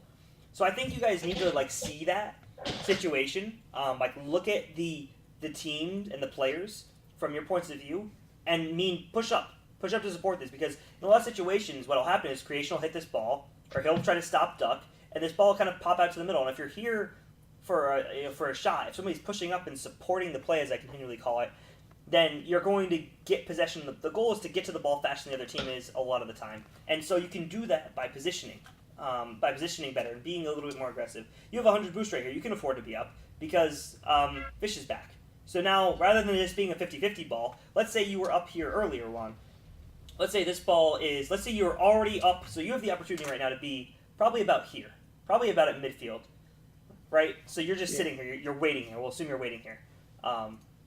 So then this ball goes up into the air. As soon as that ball goes up, you're jumping up right here to read it. So you're going to hit this ball as it's coming towards you. You're already jumping. You're like in the air. You're flying at it right here. Yeah, this is about where you are. There is no way then that either Creation or Super Fast Moose is going to be able to beat you to that ball, because you're already reading it. Because you're closer to it, and it's an easier ball to read. Because you were closer to it. So now this ball that suddenly was a 50-50, even though you win it, still, I'm saying I think you could win it even harder. And if you win it even harder, and when I say win it even harder, I mean make it that much obvious to your teammates that you are winning that touch. That means that Fish can push up. Fish sees, oh, Wanma has this ball won. That means I can if he's going to put this ball off the backboard because it's going to be a high shot, I can push up. It's, it's just you guys have to, you play so defensively because of the risk of, possibly having a goal scored for free. And so I guess I want to ask for your real games, what is the main cause of the goals you guys are getting scored against you? Is it because you're pushing up, or is it just because you're getting beat mechanically? Like they're scoring a goal that's like for example, this goal right here. Or sorry, not this one, but this goal right here. Creation beats you mechanically. Like you had two people in position to make a save, but neither of you actually made the save. No, it's definitely not mechanics. I would say a majority of our in-game goal, not like scrimmages when we're trying different things or Mhm. anything. I would say most of those come from double commits, whether it's either on defense or offense. I would say a good 90% are double commits, and then the 10% that remain are someone being overzealous in the offensive half. We end up with 3 people in the offensive corner, let's Mhm. say, and one good clear gets for all of us. Okay. So I So think that's what I that's would say. so I think that's very I'd like fixable. to ask, Go ahead, Duan. I'm sorry. Oh, no, my shit crashed, but I think that I think that the positioning really too is a problem sometimes Okay. because a lot of time in defense we are in the same place at the same time. Right. So that really disrupts the flow. So I think Right. not most, I think around 30% of the goals that are scored on us are because we just mess up the rotation and we don't know what we're doing. Mhm. Yeah, So, here's one thing about that. Definitely, I think whenever we have goals scored on us that are in, let's say that like they have mounting pressure, they're on our half for a minute, things like that. I think that whenever they score on us on situations like that, it's because, like for instance, we saw Duck. He turned earlier, and he turned in an ill-advised position. Mhm. We've seen it a couple times. I think that happens a lot whenever we're getting goals scored on us from our defensive half. I Right. would say half of our goals are long clears and no one's back. But you when mean we the score goals? on our Wait, is that half, your that's actual goals or goals scored against you? against us. Okay, gotcha. Okay, I think I can help with that then. Let me give you a few guidelines then to follow here. So a lot of what you're describing to me on defensive rotation, we'll start with that because that's the first thing you guys talked about. A lot of it is troublesome because you don't seem to follow the defensive rotation. You don't seem to trust each other that you're going to rotate at all. And I don't know what's driving that. I mean, if I had to guess, I'd say Duck wanting to sit in net a lot of the time probably doesn't help that, but I don't know if he causes it. But I think you definitely have to establish step one of that is being aware of where your teammates are and positioning based off that. So I would always, first thing first, say, hey, look for your teammates and see where you need to be, and whether that's like something you do passively or actively. At this point for me, it's just instinct when I look in games. When I'm looking at teammate locations, I'm moving as I see them move, just based on what's going on. But I think it's a big deal to kind of say, if somebody move with the expectation that teammates are going to be different places. Like for the first goal here in this game, which is kind of just a disaster in terms of defensive rotation. If we look at it, it's very tough, because you never really set up an original rotation, which makes it really, really difficult to say, okay, why didn't anybody rotate? Because there never was a rotation to begin with. It was just kind of everybody sitting there and going for the ball. It was hard to know what was going on. So right here, this ball gets cleared. It's just a really good opportunity. So Juan fills him back. Duck doesn't get a good clear. This is a fine rotation so far. Fish goes to get a clear. Duck turns. Whatever, that's fine. Duck turns again. Juan pushes. Fish goes back. It's just everybody gets clumped up. Nobody ever takes the opportunity to just rotate to the back post. And usually you don't vacate that back post until you have to make a save or you need to challenge the ball. And so there's so many opportunities here where somebody could have just rotated to the back post. It feels like you guys feel threatened way more than you should ever feel threatened. It feels like you guys are always worried you're going to get scored on for something dumb, which is like you got to trust that you're not going to happen. So this right here goes, Wama's in the back post. Duck just needs to go to the back post here. If we're being realistic, Fish has this ball covered, Juan's in net, Duck needs to go to the back post. This is the rotation that needs to happen. Whoops, wrong button. But what happens here as a result, Duck cuts in. Juan really needs to, while this is Duck's mistake to go for this ball in the first place, Juan should really just take this opportunity to re-rotate back post. Like, pick up this boost, pick up maybe this boost. It's a It's a very long rotation, but I would do it while keeping ball cam on. Oh, if you need the boost, or even if you don't, just back up, like physically reverse if you need to. Give yourself the rotation. Give yourself space between your teammates, and that's the biggest thing you can do. And so Fish is there, and now Fish could rotate to the back post and easy, or Fish could go upfield. But instead, Juan goes for the ball, Fish rotates back. It's just like, I don't quite follow the rotation. It's very confusing. I think Duck is probably the biggest offender here, by far. But it's very odd. All of it. I will say, so as far as you mentioned, it looks like we feel kind of threatened more than we should. I think that goes back to, this is just my opinion, it might be because, of our individual skill or just overall skill. The fact we play in Challenger, and that's mostly my fault. I being the captain, I talk the most like in game. So I definitely tell people to be more conservative. Like when I'm in comms, I will tell people, hey, go back. I'm more conservative when I tell people to do things. Mm-hmm. So that's partially on me for sure. And Duck, like I mentioned earlier, whenever somebody scores on the defensive half, it's because of that exact example right there. Somebody, me, Duck, whoever it is, will turn the ball. When I'm sitting in goal, and let's say Fish is in front of me, because he's not here, I'm going to talk about him. Let's say Fish is in front of me, and I think he's rotating behind me, so I'll, boost and maybe go forward a little bit, like I'm about to attack, and I'll see him turn. So I've got to stop in my tracks and reverse.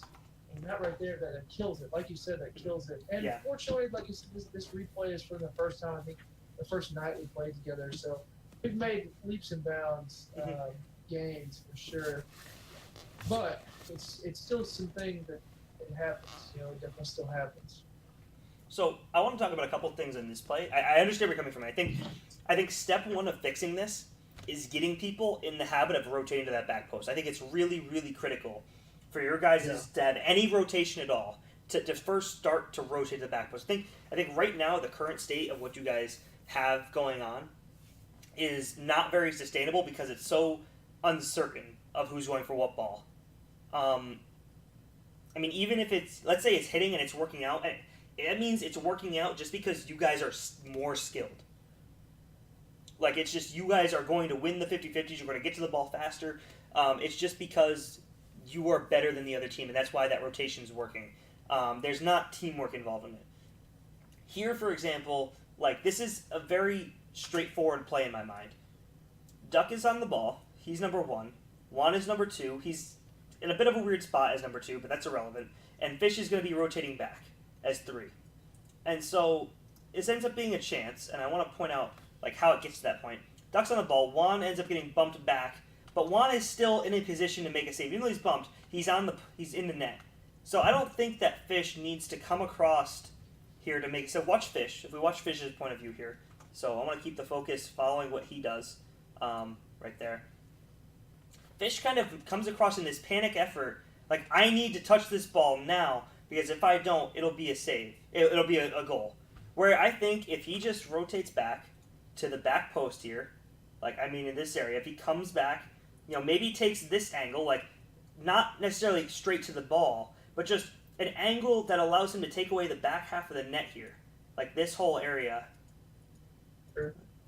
Then it's much easier to know where everybody's going to be because Juan's got the front half covered, but now where he ends up, even though he doesn't get a touch on this ball and he doesn't actually take away anything because he gets beat to the ball, now he's stuck in the corner, ducks back, and Juan ends up in the corner. Now you have 2 people in the same spot.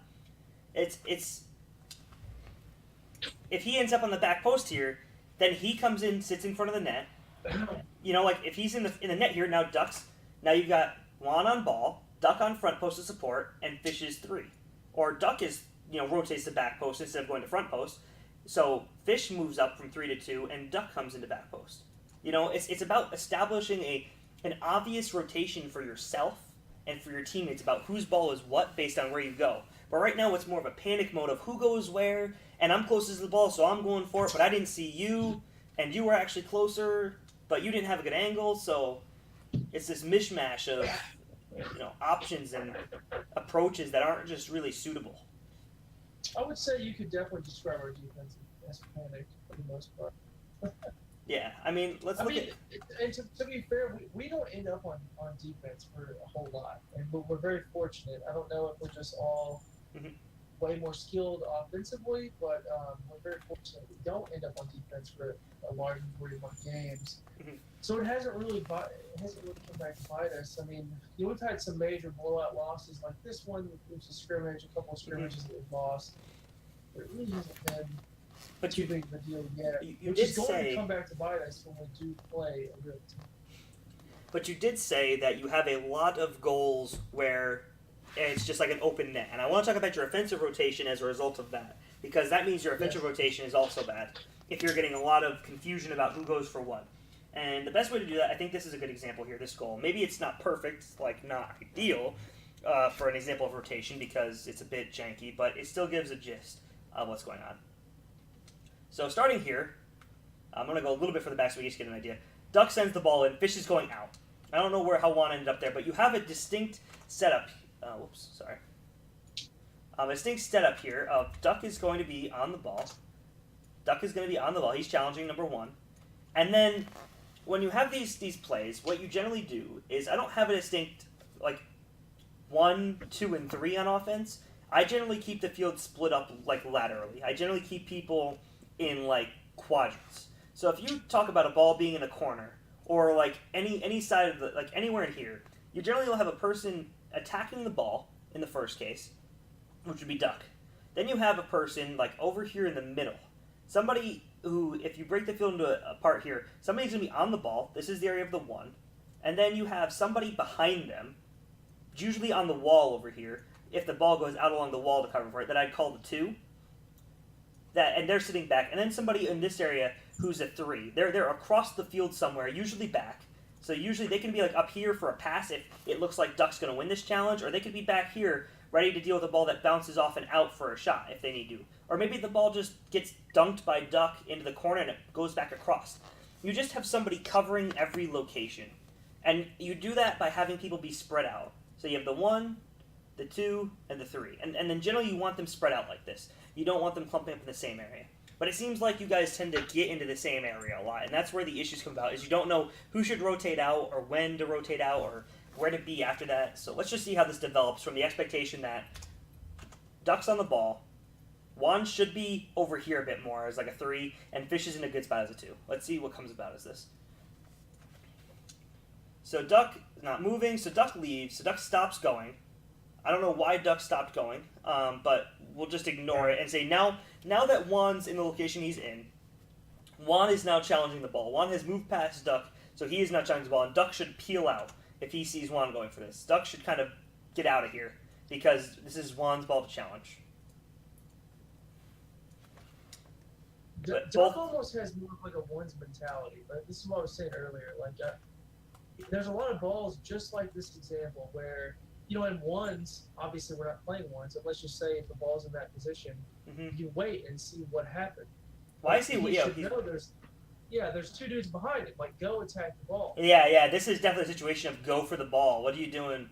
This is and now Juan seeing that nobody's attacking the ball makes the rotation to attack the ball, which I think is good because you want to be pressured. He gets bumped. Somebody go. Okay, fuck it, I'll go. And now it's both went right. Even then, it's still salvageable. I don't really know why Duck goes for this ball here. Sure. But I mean the shot across here. So that's a very questionable decision. But yeah. Back to what you were talking about, the 1, 2, and 3.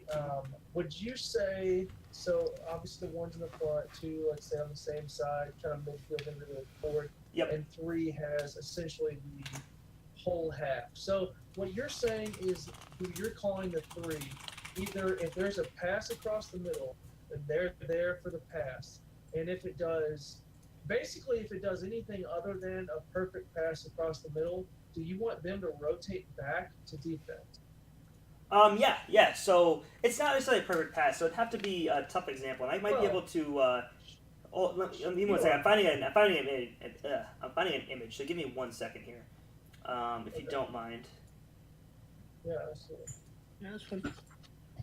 and you may have seen it before or not. I apologize if you have, but this is a very standard look at the rotational options on offense and defense. So feel free to open that up, and I just posted it in our chat here. And I think it's a very, I don't know if you guys know it or not, but I think it's a really good diagram to begin to build these rotations from. And this is very, very core to like Sure. play. So let me know if you want to look at those, take the time to look at them. Let me know if you want me to just continue with the replay review. I'm looking at it. Yeah.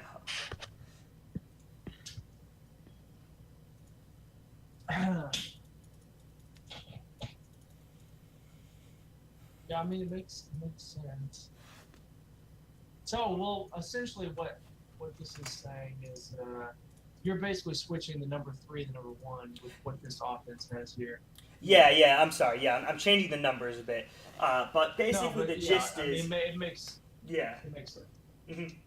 But the idea is that as the play changes, you guys kind of rotate around the 3 will become the 1 and the 1 will become the 2 and the 2 will become the 3, and it kind of like is a flow of everybody has to fill that position, and if somebody's not rotating, it makes life very, very difficult for the other 2. And so it seems you guys seem to be implying here that Duck doesn't love this or doesn't tend to follow this rotation, which is something that is going to kill 3's play unless Duck just does whatever the fuck he wants to do and is a god. Which seems to be the case from what I understand from the stats currently. But that won't last for long, and it also will make you guys so incredibly frustrated to play with him that it won't last very long. So what you're saying is we need to build a rotation or our success is unsustainable. Well, I wouldn't say it's unsustainable. I'm just of the mind that the other teams will get better, and if you guys don't get better by rotating and learning these rotations, that you may struggle. I don't think it's, again, I don't want to talk in absolutes because I don't know you guys well enough to say, yeah, X, Y, or Z, that these are guaranteed at all. I just think that it's tough for you guys. I think it's going to be tough to have continued success without getting better in the Challenger League. I would assume that all the other teams are going to be helping out their teams as well to improve and get better. And if, I expect that everybody in Challenger is going to get better over time. I think we've already got quite a bit better with. I'll be real honest. One, I think you and Duck need to work on your rotations quite a bit, and you both already have. Like for instance, Juan, you were doing that crazy backflip into the goal and wind up upside down thing, and you don't do that anymore, which is great. And Duck is being more open to the kickoffs, which is also awesome. I never thought you'd do that. So I think we're making some pretty good progress, and hopefully this replay review, Fish will watch it tomorrow before the games. Mm-hmm. Hopefully, I think we're gonna be all right. I think we're gonna be good. But like I said, you, Juan, and Duck, you're definitely the more aggressive players, and Fish and I are the more passive, patient players. So if we can just kind of mesh those two play styles together, I think we're going to continue our success. Mm-hmm. So, I want to continue to review this game. There's 3 more goals that they score, and I want to analyze why they happen. And I'll keep it quick. We've been kind of talking about general gameplay for a while now. And this is something that leads to a goal. So this is a good situation to talk about what's going on. And I think if we watch the game, that it probably comes from some sort of offensive rotational issue. But here, Juan, as you come out, you have to know that Fish, we go back to the original concept that you see Fish here, so it's very likely that Fish is still back there in that spot. He's still fulfilling that same role. So when you go out here, think, where is Fish? Where is Fish going to be?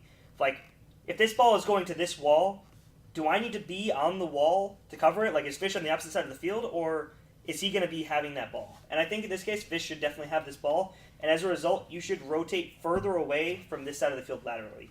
And when I say laterally, I mean rotate out while getting 12 boosts. Come out, maybe pick up these boosts, maybe get this guy. I don't think this might be too close. Don't necessarily go over here. But you could pick up this, and kind of come out over into this side of the field while Fish comes in here. And if you need to fill in his spot afterwards, then you can rotate into here while Duck comes out. And you just kind of build this rotation of we are going through a circle. We are, pushing in and going out and just building this rotation. And so if you cut in here like you do and then you both go for this ball, I mean, you don't go for it, so it's still not a big deal. And you do end up denying creation a boost. So you kind of have this rotation, but now Duck sees space for him to cut in, and I don't know how this ends up playing out, but I think you go back really far here when you necessarily don't need to. Because one issue I have with going back super far is, yeah, it's safe. Going back super far is safe, but there's like no way they're going to score a ball from here. You don't need to be back this far. You could be like up here. And what happens, if you were closer, you were going for the ball faster when this ball ends up like over here. Which means there's less confusion about whose ball it is. So you get less of these double commits of both people going for the ball while one person's back if you end up being closer. So I think your guys' tendency to go so far back when you're rotating back out of the zone is like really hurtful for this situation where you end up having multiple people go for the ball in offense and then having an open net if you get beat. Because if you just were closer, you'd be in Duck's peripheral vision or Fish's peripheral vision to see that, hey, this is his ball to go for. Not expecting somebody like 10 feet or 10,000 feet back flying up at this ball at Mach 1, just using up their boost to go for it. Not that you are. I just mean it just becomes more readily obvious.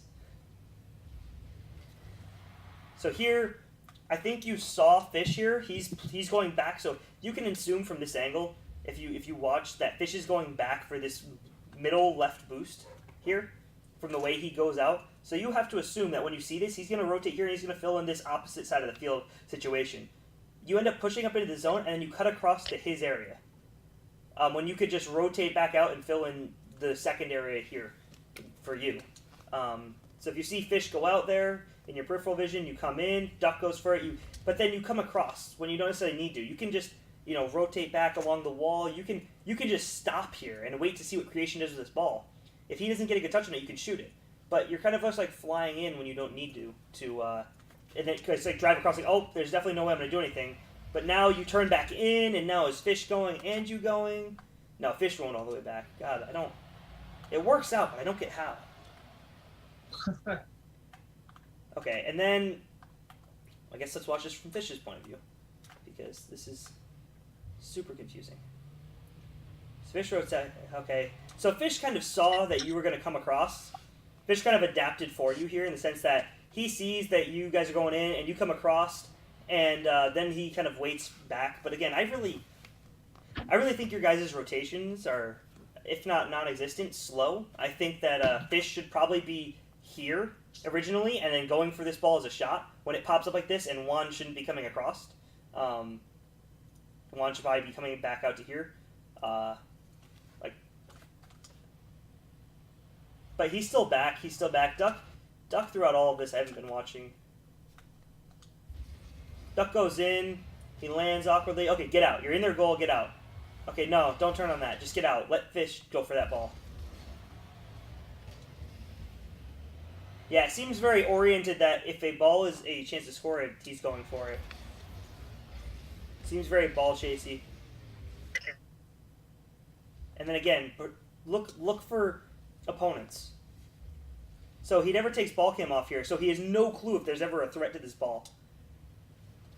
He rotates pretty well, which is like he rotates right along the goal line, but he doesn't. I don't know if he does see the threat or doesn't see the threat.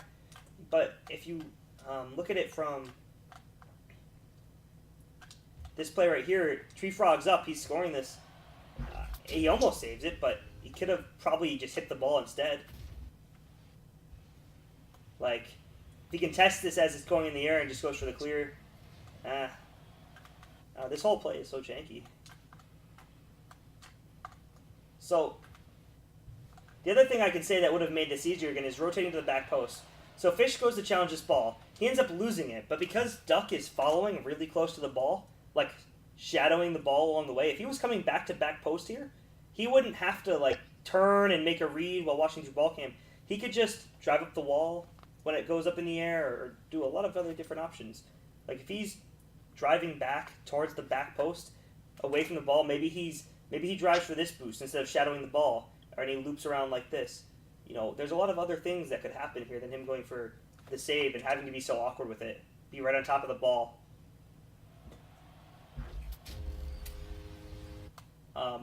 But I think that was, I don't know if that's a result of Duck rotating out poorly, but I think there's a lot of mistakes that could be fixed from it. Let's see what happens here. This looks like a kickoff goal or a near kickoff goal.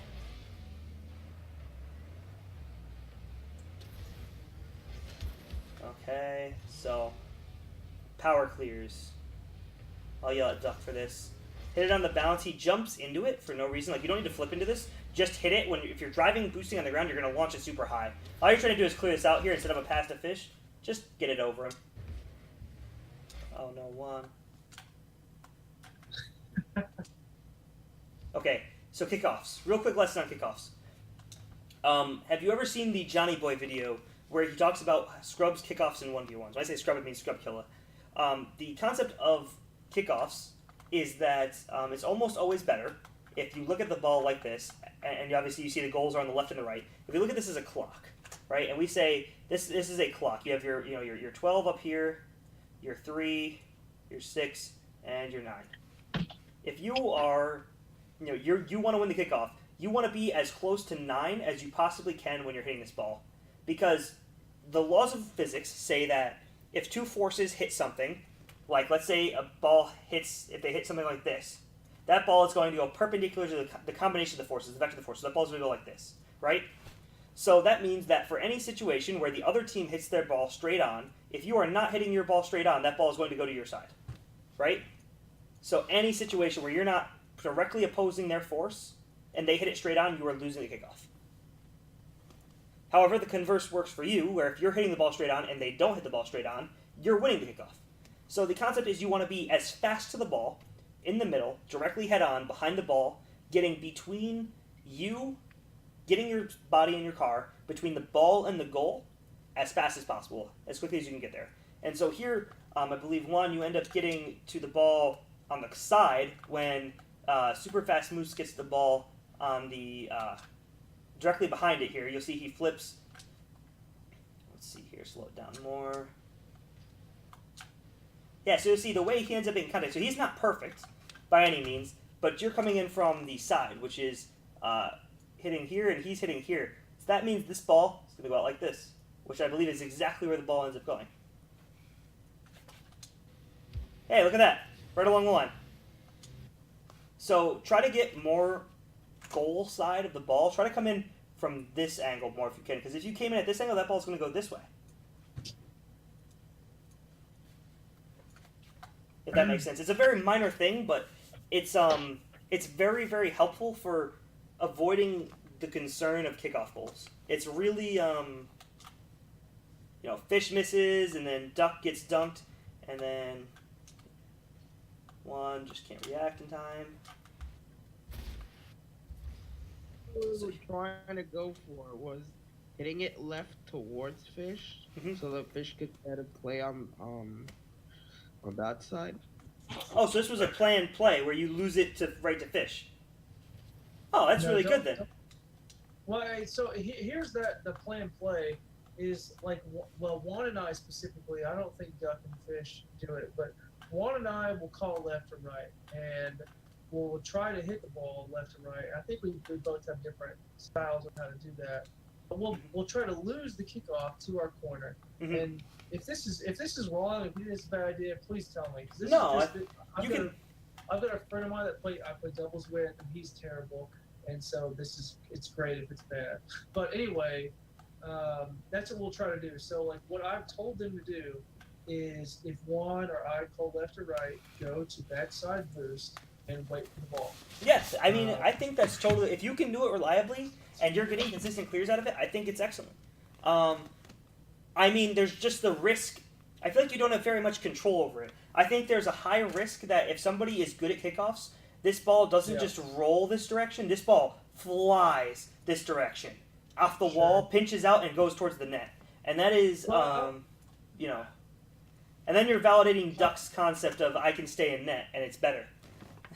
No, I get that. Well, I will say that, so here's what I do. Instead of like what Juan does. Mhm. I drive straight, and this is terrible. Like I've done probably 5 hours of kickoff practices, but I'm still no better at them. So I don't do real kickoffs. What I do is like if I'm in one position, left or right side, doesn't matter.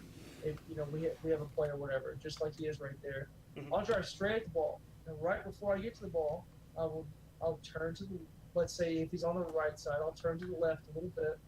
I'll jump, and then I will just turn my car. That way, my car is between the goal. So you're using your car as like a wall to direct the ball where you want it to go. Exactly. You And angle your here's car the- so the ball will hit off it and go this direction. Right, and I would say, I don't know, 60 to 75% of the time, the ball goes more or less on the ground. It doesn't go anything crazy off. But the worst case is it never goes straight into the goal, obviously, because we're between the ball and the defender. That's why I will always go to where my car is between the ball and the defender. You know, like if I'm on the right side, I'm never going to call the ball to the left because if I fuck it up, then the ball could go in goal. But if I'm between the ball and the defender, it can't happen. Now, sure, could it bounce off the wall and go in? I mean, yeah, it can happen. And it's So anyway, I hard just to wanted talk to tell each you other. that this is kind of what's going on. This is why Juan's doing that. We haven't really gotten to practice this just a whole lot, and I'm glad we had tonight because one of the biggest reasons was because Duck never wants to do anything different than sit in the goal. So I've just kind of said, you know what, we're just not going to worry about kickoffs because for now we've been winning. So go ahead. So I am decently friends with Tylacto. I'm not saying that I'm pointing this out for a reason. So I watch a lot of their games, and I want to point out Name your dropping, that's No. the reason. Yeah, so I'm not. No, I want to point out the kickoff that Tylacto does specifically. I think it's very similar to yours. Different. That I want to say that I want to point out to you that it's not a bad idea because I want to show you that this is effective and something that he does at a controlled level for one of the highest levels. He comes in and he does a loose controlled kickoff. So if you look at what actually happens, he doesn't do it quite how you do it, but I want to kind of. Yeah. A lot higher level here. No, I don't mean I want to point out the No, concept though. I understand. I go. Yeah, I see where you're going with it. Yeah, so I want you to see what he actually does here for this. I'm gonna slow it down even more now. So watch Tylacto here in blue when he comes in for this kickoff. I have it at 0.25 speed so you can see it because the angle's not that good. But he is going to fly at the ball and use his car, like you said, just as a perfect angle. But he's going to do it fast. He's getting there and he's letting the ball roll right off of him. And you'll see this ball goes right to Tigray every time because they've planned this out and they practice it. It is a rolling slow ball that Tigray can launch into the air as a pass every single time for offensive pressure. And this was something they consistently did throughout all their games and was very, very effective as a result. So I want to point out that it's not bad. It's something, if you can do it well, do it well. Get good at it. Trust me, if you can use it and make it work, go for it, man. It's not a bad thing at all. Just make sure that your teammates are prepped for it and it's in a good spot. I think this goal mostly comes about because, again, I think at a lower level, I think winning kickoffs, pushing it on their side, forcing them to hit the ball is better. I think having pressure offensively is better. In this case, they're getting the offensive pressure because they know they can do it reliably. I don't necessarily trust you guys to have an extremely reliable setup, every time. But here, Fish gets the ball, gets the boost, doesn't quite get the touch. Juan, in this situation, just go get boost, dude. Get the 12, get the 100 here. Just make sure you get that. You get too worried by Duck. You get too worried about this ball. Trust that Duck's got a hit. Duck's got this ball covered. There's no way that you should have to worry about him missing this ball. This ball's going right. Fish didn't get it. Oh well, Duck's gonna get it. Go get your boost. Get yourself set up. As a result, you end up with 0. And when you have 0, you end up panicked. You're not able to hit the ball as you want. Set yourself up for success by getting that 100 and trust that Duck's got it covered.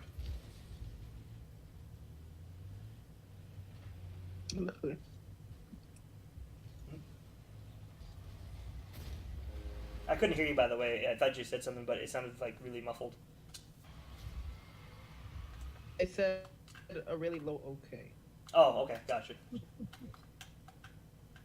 And I don't mean to call anybody on this, honestly, guys. I'm just trying to point out things that I would say to anybody. No. It's No, please complete- do call us out. I really, really appreciate what you're doing, and this 2-hour session has really opened my eyes. If that's the word I will use. Yeah. So right here, again, I think this is that awkward situation of somebody is. So you're off the kickoff.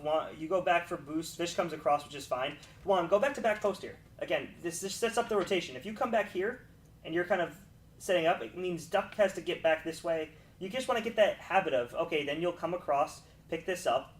Duck will come back to the back post, pick this up. It really just makes life easier in this case. I mean, you end up here and you're ready for a shot, but Duck doesn't end up coming. He ends up rotating back ball side, then he goes wide. The Fish doesn't know where to go now because you're chilling there. And you end up in this situation again of what's going on here for you guys. Like, nobody has a clue. And so if it makes life easier, just get in the habit of it. Like, so right here, Fish is going for the ball. Fish backs out. As soon as Fish flips out, go for this ball. Like, once Fish has given up, you are the best person in position, go for that ball. So you kind of do, but you're doing it a bit too late. And this is one of those situations where I'm saying it's more important to stay in rotation than it is to, like, be back defensively. Like, okay, he's got the ball in the air. You were driving forward. He's going to beat you. Who cares? Go get this boost. Give yourself space between your teammates and you so that way you have a rotation you can fall back on. That way, when somebody else comes out and challenges, it's Duck, you rotate back in and Fish is in goal. And while you're rotating back in, it gives you this space that's not, you seem to be lacking, which makes it so confusing for you guys. Because, like, I don't know who should go for that ball. You're already rotating back, and probably it's like I think it's Duck's ball to go for, Fish's ball to go for, but nobody knows, and you're all just kind of stuck in goal because you don't have any rotation where somebody's going out. You're just flipping back towards goal and waiting.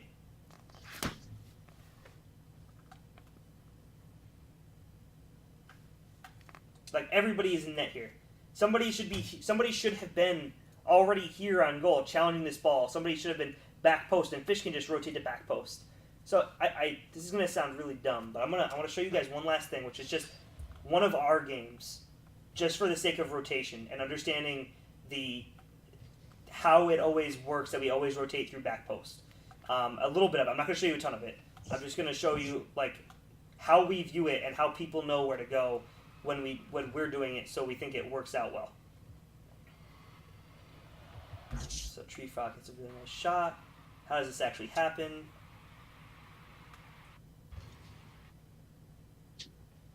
Unfortunate miss. Creation pushes it forward, gets a dunk. Duck pressures the ball. Fish is going to back post. This is good. This is a really good example of doing the rotation. Duck's going for the ball. Fish is going to back post first. As soon as Duck goes on the ball, Fish rotates in, and Juan's going to back post. This is really good. Just do this every time. Look at that. That's perfect. Now Fish knows to go for the ball. Juan's in net. So now it's Juan's ball. I mean, it doesn't work out because Duck kind of cuts rotation. So I think Duck rotates to the net here. This isn't Duck's ball to go for. This is Juan's ball to push out on. But Juan, you're too far back here. So Duck feels obligated to go for it. But Duck should come back to net here. You should push out, and Fish will rotate around if he needs to. Yeah. Because Duck has no angle. What's Duck going to accomplish here? Duck is basically hoping to read this super hard.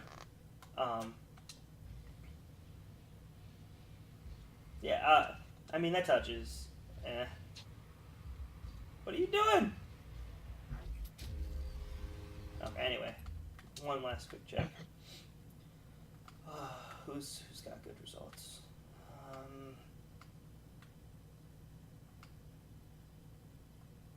What game did we actually have good rotation in? Game 1. Okay, so immediately we set up our rotation, like I've said, going off. We keep space. That's an awful touch. I forgot that was an awful touch to start the game. But look at this right here. So Murloc makes an awful touch, but the first thing we do is we keep our space. Murloc went for the ball. Gibbs up next because he's going to be pushing the ball forward, and I'm here in space for him if he gets the ball out. I'm not immediately rushing back to hit this ball. I don't feel threatened because the ball is dangerous in this situation. This is Gibbs' ball to go for. So I'm going to go pick up this boost. I'm going to rotate back. Gibbs is going to go. And now we've got everybody in a situation of we have our separation spread out. Gibbs upfield. He didn't immediately rotate. So he hit the ball here. He went upfield. He didn't need to go back and go get boost because there's a risk. He hits the ball. Whether or not he gets a great touch, he goes forward to give us space. So we have me going for the ball, Gibb upfield. Who's in net? Whatever his name is, Murloc. It's like a... I'm sorry, can you back up like 10 seconds and Yeah, sure. play that again? I'm Sure. sorry. I just want to see where Murloc goes. Yeah, no problem. So Murloc makes a really bad touch. It's unfortunate. It happens. Gib honestly probably should have challenged that ball a bit sooner, in my mind. But he waits. He goes up and gets a challenge, and he goes and gets his boost. So he goes to the back post. He sits right on that back post, just waiting to see if he needs to come across for a save. He dodges a demo, and then he kind of pushes up on the play.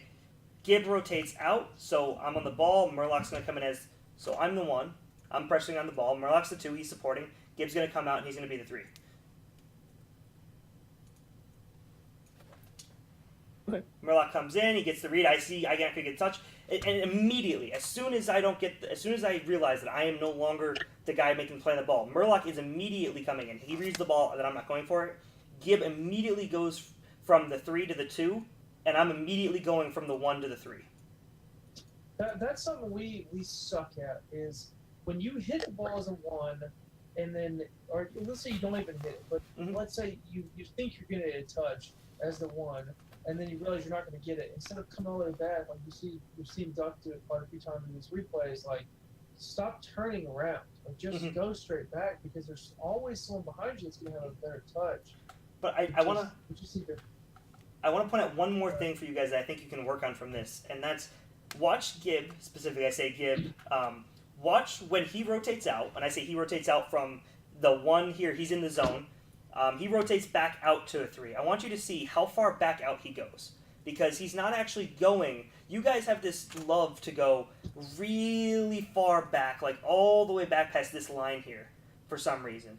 When in reality, you really want to go back to the midline or like slightly behind the midline at the most, and you end up giving a lot of space. So like, watch how far Gib comes back out once he gets his ball. He comes out, and he flips out, and he turns right here. He's right there for the ball, right to be in the play.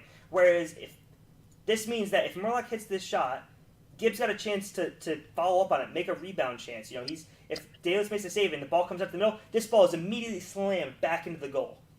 You know, versus coming all the way back out and looping back in, and then that leaves my question to me: am I supposed to go in? Because I don't see Gib going for it.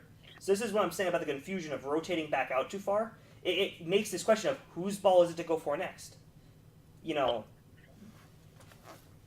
and if you feel like you have to rotate back out because you don't have enough boost, then your concern isn't with the actual rotation itself. It's the concern is with you need to be picking up more of these 12 pads here, here, here, to be able to stay in the play, rather than concern with rotating back out so you can get boost.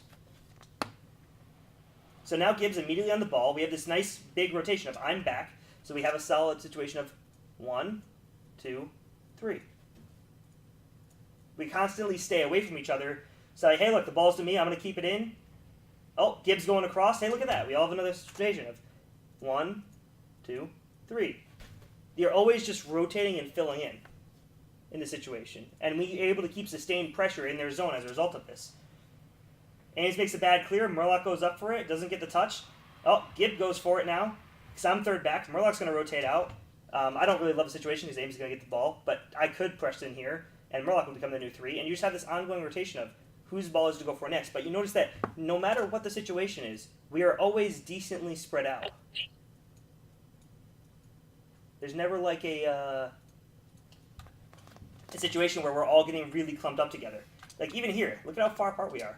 Just because we need to reset because the ball's coming in. Gib rotates the back post, sees the ball's going over him, comes around. Notice where I go here in this play. I'm coming back. I come follow this path, right to back post. I don't know if it's exactly right, but the gist is there. You know, back post. Come in. Murloc's going to go. Look where Murloc goes. Murloc goes right to the back post. You're always going to the back post. You're always coming into this area right here because it's the easiest spot to move out from, and it's also the easiest spot to cover the net.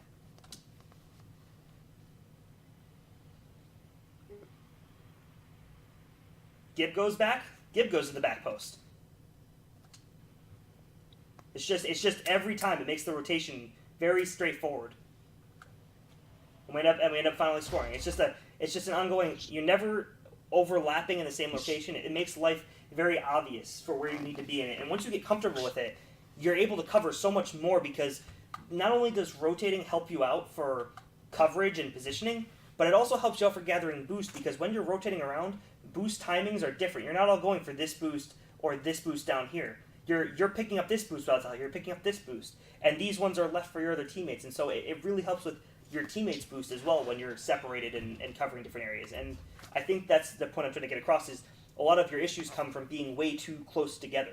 I think you can really benefit from kind of being in these different areas. Like I want to look at the games you win here. Like, let's just take a quick look. You'll see that you're probably just the other team's not going anywhere. You're probably just all clumped together. So let's see here. So one is kickoff, Duck goes for the ball, that's really good. You spread out, so you see Duck come back, great. You have this nice rotation. Your two, oh well, you don't get the ball, it doesn't matter. Duck, go, leave that ball.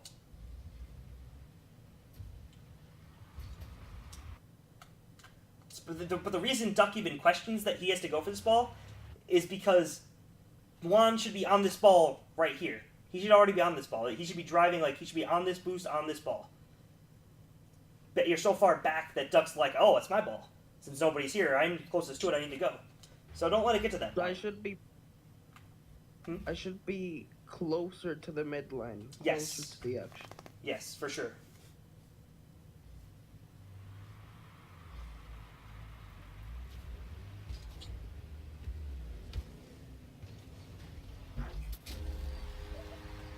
I mean, again, you get a good shot, but I think that in a game situation against the other challenger teams, they should be making a save on this ball here. Oh, that's a good demo by Packy.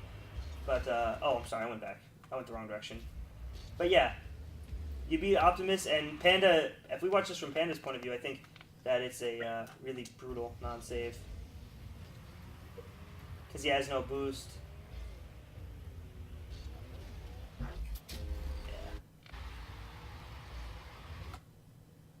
Challenge.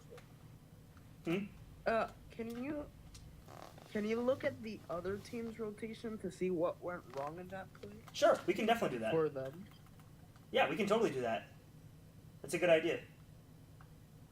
Let's do that here. So let's go to the corner. So,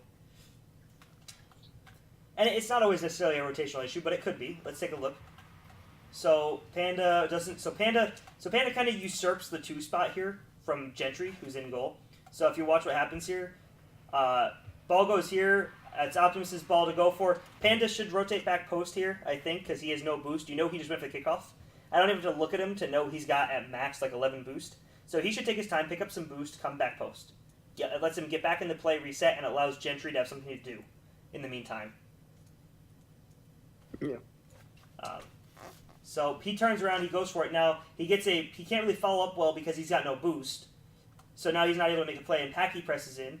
Now Gentry finally gets a chance to push out.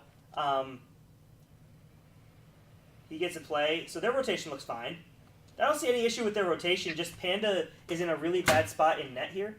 So Panda, if he had been like facing this direction, it's a much more readable save for him because he can just see the ball coming in. It's coming towards him rather than it's coming like past him. It's not like driving by him like this. So I think he probably should have been able to save this. Honestly, I think this is just a situation where Panda made a really bad play. But I think if Panda had also rotated better to back post, he might have just had a much easier save on the ball. Yeah. So it was a combination of bad rotation, of backing up of hitting the shot twice after you have no boost. Well, not even And hitting then the shot not twice. rotating. Let's see. So I think it's the issue that he didn't go to back post.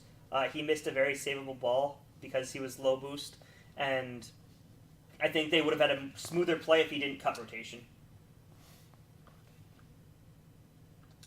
So let's see what happens here, because this looks like something where they may have messed up their rotation. So let's watch from their point of view. Let's see what's going on. So Panda's in on the ball, so they have a nice separation here for where they're supposed to be. This is pretty good. Panda's in, they're pushing in a good spot. So Panda's pass doesn't get through, Gentry comes across, that's fine. Optimus realizes the danger, doesn't get back. Optimus just missed the save. I think these guys just are not as skilled as you.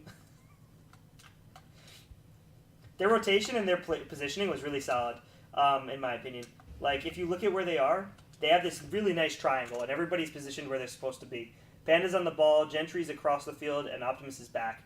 The issue that comes about is Gentry, I think, is impatient on Panda's shot here, and he comes across the field when he really shouldn't. So, what you have to consider here is when he comes across, he's trying to shoot this ball towards the goal, right? There's no angle for this shot for him to travel like this and hit this ball.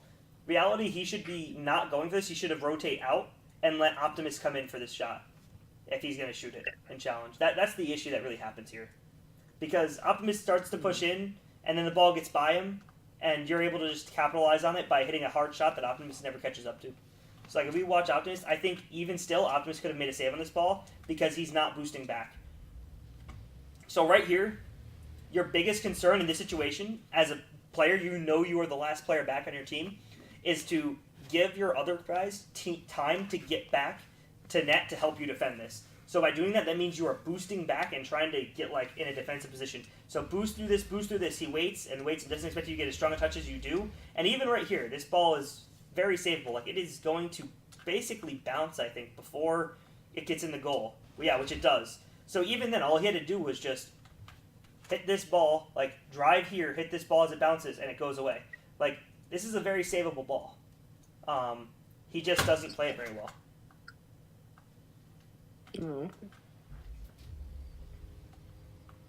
Let's see if we know what happens for you guys here when they score.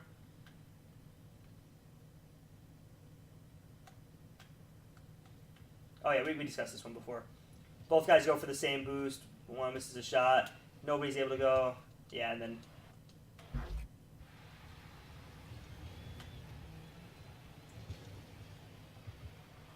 Yeah, I think Duck could have saved that, but... just not ready for it. But yeah, I think somebody could have... If instead of both of you guys going for the boost, if somebody had just rotated back faster... So this is kind of a catalyst of both of you going for the ball in the first place. So that's the first mistake. Then both of you go for this boost. Slow yourselves down because you get tangled up here. But even then, I would just have somebody kind of straight line it back to the post here, and one of you go for the boost here. That's the best way to reset this rotation. Which kind of is what happens, but both of you kind of panic and go for the first ball, and then you don't see the shot come in.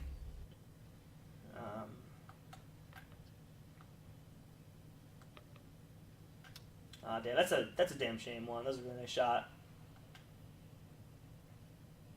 See, why are Platinums able to hit? I won't hit this shot. Like, I won't hit that ball and hit that shot. That's not happening. But you guys are doing it. So I want to talk about Duck's touch here. I don't want to... Again, you guys can leave at any time, too. I'm just going to kind of keep going through this for you if you feel like it's valuable or not. So right here, Juan is stuck in the goal. You've just gone for the ball, so you're going to have to take some time to get out. So right now, Duck's job is to allow time. So if Duck goes in and gets beat, guess what's open? The net. And that's a free goal for them, basically, if it's in a scoreable spot. So what he wants to do is he wants to buy time for you guys to get back on defense here. He needs to just kind of force this guy to kind of play this ball to the side. He just needs to not really get beat while you guys get boosted and get back on defense. So going in for this ball and like trying to win a 50-50 here is super risky. If this ball gets by you, it's a goal. Like, Duck shouldn't be doing that, in my opinion. Agree, disagree, thoughts? No, I 100% agree. Like, because if you can maybe zoom in, it looks like he beats the guy, Panda, I think. It looks like he beats Panda to that ball, or whoever that is. Yeah. Gentry. So he should just play it straight ahead in the corner. Yeah, let's take a look. Right. I can't tell if he beats him or not. If he does beat him, I would say. No, I mean, he kind of takes an angle. He's basically missing the ball here. He flips into it. But, yeah. I mean, he was like shooting the ball. If you look at the angle he's taking to this. Right, so if he would have gone straight at it, he probably could have. I mean, he definitely would have beat that. Yeah, guy. he definitely would have beat him to it if he was straight on it. And he could have hit that straight into the sidewall or the corner. Yeah, he could have kept the ball in. Yeah. Probably rolled up and taken a long time to give us some time to get bruised and what. So if you look at what happens here, if he goes for this head on here from where he is, and flips into it, so it kind of blocks a little bit like this. He could probably put this in the goal from the 50-50 because this guy ends up on this side of the ball. So the way the ball squirts out right here could probably go in the net. But instead he really tries to beat him, which is like he tries to do it so he can put a shot on, which is the questionable part of this because his job here is just to make sure he doesn't get beat. And the way he gets beat is by not hitting the ball and like going around it. So, I mean, he obviously doesn't realize his job is not going to be. He's thinking, how can I shoot this ball at the goal from the angle he takes? Because if Gentry is faster to this ball here, if Gentry is faster to this ball, he flips through it. This ball is going like straight towards your goal as he goes by it like this. Yeah, that wouldn't be good. Yeah, so. I mean, to be fair, Duck's camera is super close, so he probably didn't see the angle that Gentry guy was taking the ball. So that's probably why he went outside. I still don't understand how he can possibly play with that angle. I don't either, but I mean, hey man, it's his angle, so whatever. So I would, so actually right here, this is a good thing to talk about. This ball goes in, Panda's going out. So this is, you're playing the role of 1 here. Duck's rotating across and out, so he's the 3. And I assume Juan is somewhere back by like, the fuck are you? Okay, I don't know what you're doing. But, you are like way out. God. Yeah, so I don't know how did you end up there? Let's take a look actually. This is a great chance to figure out what happened. Oh, it's just 100. So yeah, this is a situation where pick up 12s, don't go all the way back for 100. You could easily just pick up these 12s and then check to see if any of the middle boosts are there, which again, this is kind of glitched because it's replay mode, but again, you can just, there's like so much boost for you here, like all of these boosts you could have picked up, like 1, 2, 3, 4, 5, and now you're at 60 boost versus taking all the time to go back and get 100 just to boost into the play and go to like 50. Whereas here you're already in the play at 60. Don't underestimate 12s. Yeah. So Becky, you're the 1 here. I wouldn't even bother rotating out. I really look for 12, so this is really good for me. Yeah. No, it's understand. Definitely try it. It won't be easy at first, I promise. It takes a bit of time to like get in the habit of pathing through 12 pads, as I'll call them, but it's really, really valuable when you do. So like right here, this is where this miscommunication comes about that I'll highlight because Duck being the ball-focused guy that he is, Packy, I would have said that I probably would have waited. I would have just stayed a little bit further away, read the bounce to come to the wall, and then controlled it, rather than driving in too far, saying it's over my head and coming out. Sure. Just keep the ball in front of you. It's a bit easier. But now because Juan's so far away and you're leaving, Duck's here. Duck says, ball, nobody going for it, my ball. You know, and now Juan, who just pushed up, is like, shit, now what do I do? So if this situation like this happens, Juan, move to the middle. Give that distance from him. Let Duck follow the ball. Get some nice distance, spread out laterally across the field, and put yourself in a good spot over here to kind of cover more of the field. While that may have been your ball to go for, and Duck did turn around, you have to make the best out of a bad situation, so get across the field and get to a different location if you can. You end up scoring here, so something good has come out of it, but I don't really agree with any of the play that happens here, because you kind of stay next to him. Like, you don't want to be near him. You do start to move across, but then you back up. You want to move laterally across the field, because then you're occupying the exact space Packy's in, which is, like, making it tough for him. So just, if you get that space laterally, then you kind of separate everything out for your team and begin that rotation, which would be really nice. And Packy makes a nice dribble play, and Duck's able to follow up on it, but you guys are not getting it because of your rotation. I mean, you kind of are, but it's like small instances of good rotation where you're beating people.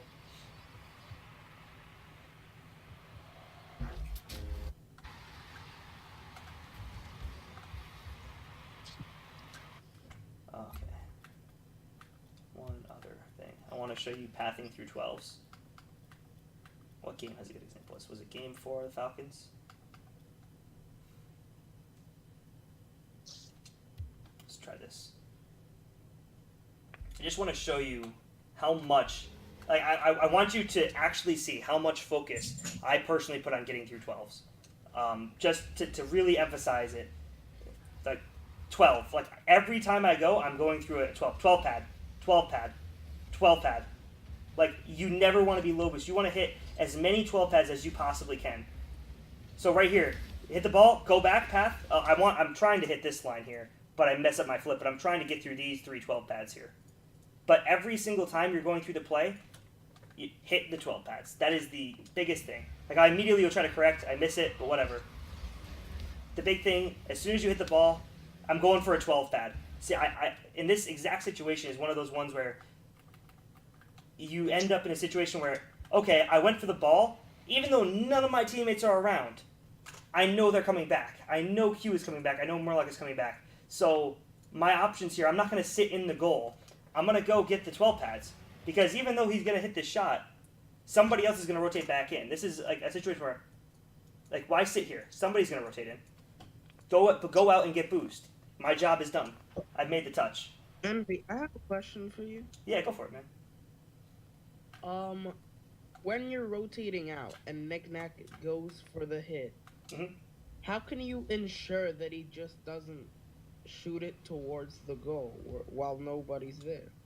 Because I have to trust my teammates. If they score this ball, it's because my teammates didn't rotate back fast enough. That's the only reason I have. I've done my job. I trust my teammates to do their jobs.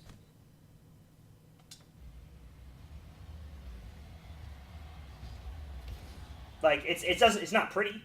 It doesn't always work out. Mistakes happen. But the idea is you want to do your best while making their job easy as well. And so that's that situation of, you know, you really just need to make sure that you're making your life as simple as possible by keeping these rotations. But again, through every 12 pad that's in your path, hit it.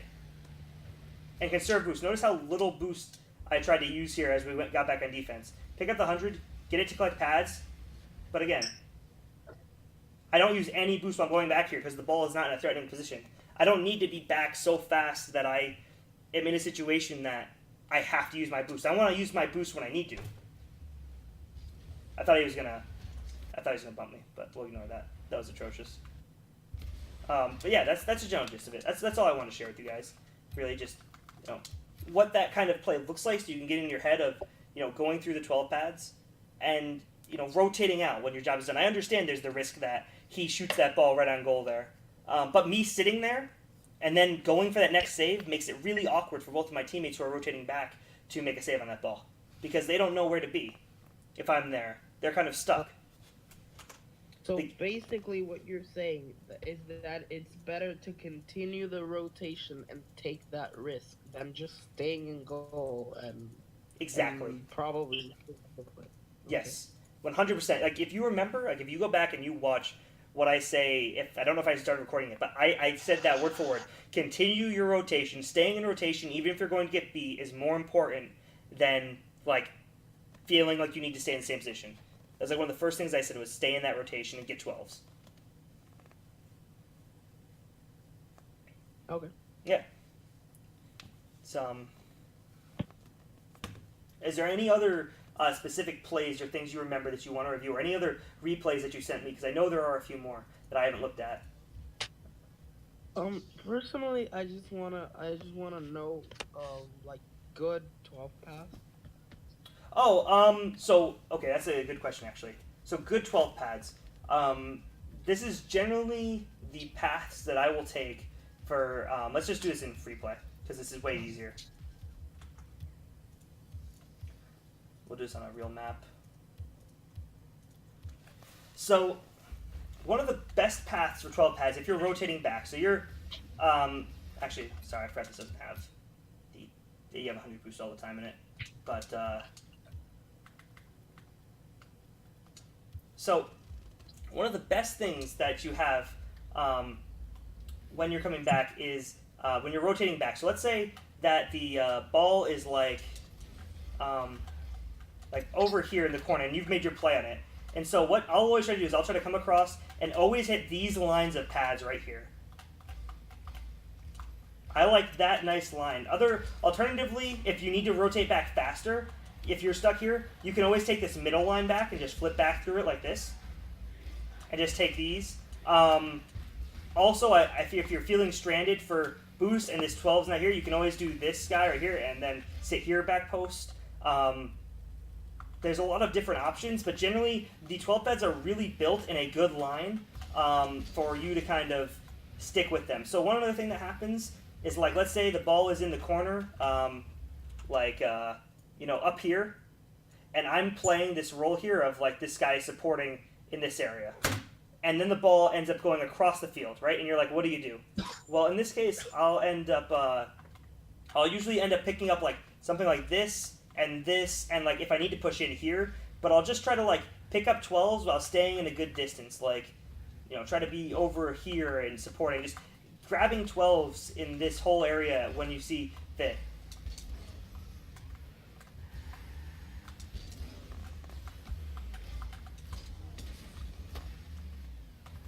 Also, if you don't know, do wave dashes. Man, I've been trying to do wave dashes for like 3 weeks, and I cannot. I don't know how to do them. Okay, so. I mean, mechanically, I know how to do it. I can't do it. Just make sure your back wheels hit. Yeah, just make sure your back wheels hit first, and as they hit, you flip forward. You do a forward flip so your wheels come down fast. So, like, tilt back. I get that, but, like, I just can't do it. Whee! I don't know, consistently. Can you half flip? The big thing for me, I can definitely half flip. But I can't do wave dash. The big thing for me when I'm trying to learn, like, the only reason why I really learn how to do wave dash is, like, say if you're on the one side of the and you're across the goal. You're breaking up for me. What was the first half of that sentence? I was saying if you're on the sidewall, or if you're on the wall beside the goal, jump off and wave dash across the goal. That's what I'm trying to do. I just can't do it. So you mean like here? You're here, and you want to just do like something like that? Yeah. I'd say just keep practicing. I would honestly go into free play and just keep trying to do it until you get the idea down. And then once you kind of have the idea down, try and do it in games. If it's not intuitive, keep doing it until you figure out what works. And if you're having trouble, you can always just send me like some clips of it, and I'll tell you what I think it looks like you're doing wrong. Because if you're doing it too early, you obviously get situations like this where you don't end up hitting the ground first, or you can even do it too late where all 4 of your wheels are already on the ground and you kind of do shit like that. So it's all about finding the timing, and figure out what you can get away with. Just practice. Yeah, see, I still fuck it up. It happens. But generally, it's not such a bad situation that you're not able to recover from it. Sure.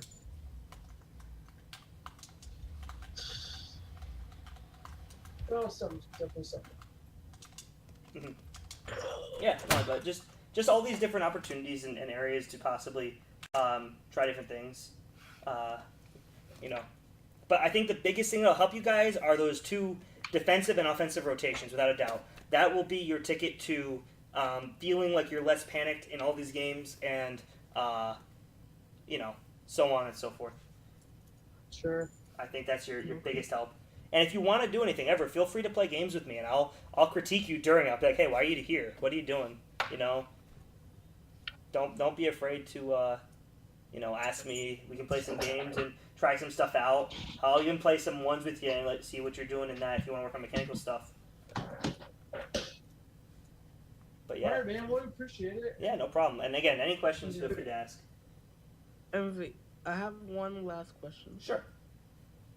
Okay.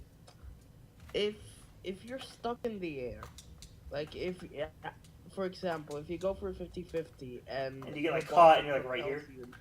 Yeah. Okay, I know what you mean. Yeah. Yep. How do you get down as fast as possible? So it's really situationally dependent. So let me rephrase it. So the fastest way to get down, without a doubt, is to always boost down. That is easily the fastest way to get down, like without a question. Like there are many situations where if I get caught in the air like this, I am boosting down to the ground to try and get to the ground faster if I need to. But the other situations are really contextual. It's where is the is the ball in a dangerous spot? Like, am I upfield and stuck and like I need to get back on defense super hard? So now I'm like, do I need to get down? Like, I'm like, oh shit, I need to get down and get back as fast as I can? Or do I need to or is my team fine?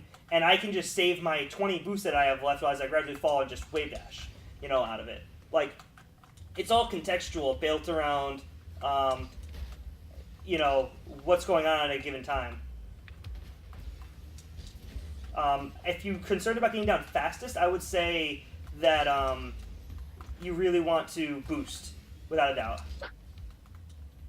What are the other options, like you were wondering? Or just like following, or is like any other method of like flipping?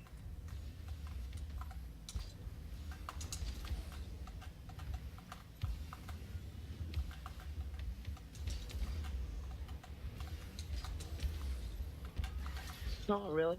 I mean, how can you ensure that you're not out of boost when you're in the air?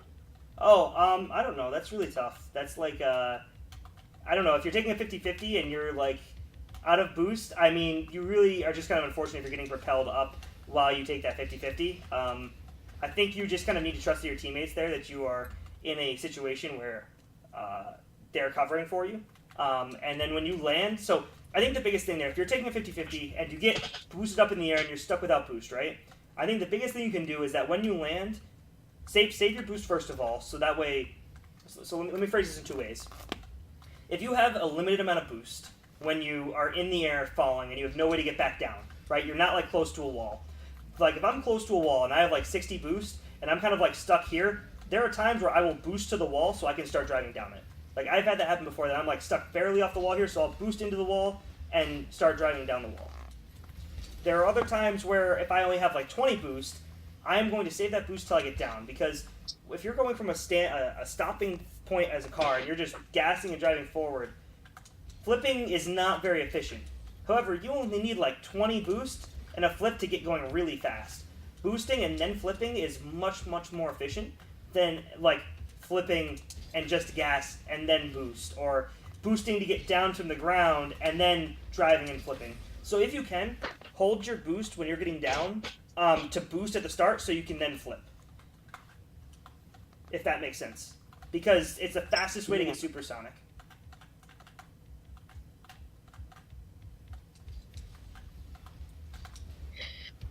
That's pretty much everything. Okay, cool. I'm glad I could help. At least, I hope I helped. Pink, you have anything? No, I don't.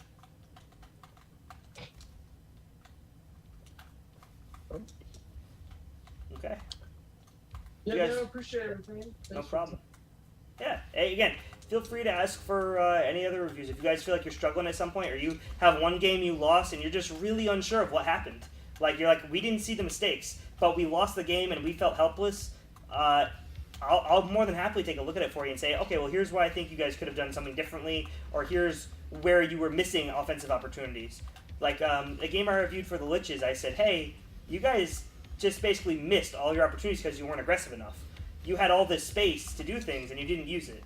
And that's why you lost. You gave up 2 small mistake goals, and then you only scored one of your 10 chances that you had. Sure. So again, any questions you got, don't hesitate to ask. But have a good night, guys. I hope your work weeks are good. Well, Juan is on his summer break I work, wish. so he doesn't have to worry about that. I need a You vacation. know what I want. Don't we all? Yeah, more We vacation's all. good. Anyway, all right, man. We appreciate it. Yeah, thanks for hanging out the whole time. I know I don't get through things in the quickest manner. I am doing my best to get better at that. But yeah. No rush. For sure. Okay. Your Yes. complete analysis is very, it's very interesting because it kind of shows what your train of thought is. Mhm. Like just telling someone what move they can make. I think it's not as effective as telling them why they can make them. Mhm. For sure. Personally, appreciate that. Yeah. No problem, man. That's why I'm here. All right, man. Well, sounds good. I hope you have a good night there, Envy. Yeah, I will. You guys as well. I'll talk to you guys later. All right, appreciate it, man. Have a good one. Yeah, later. Later.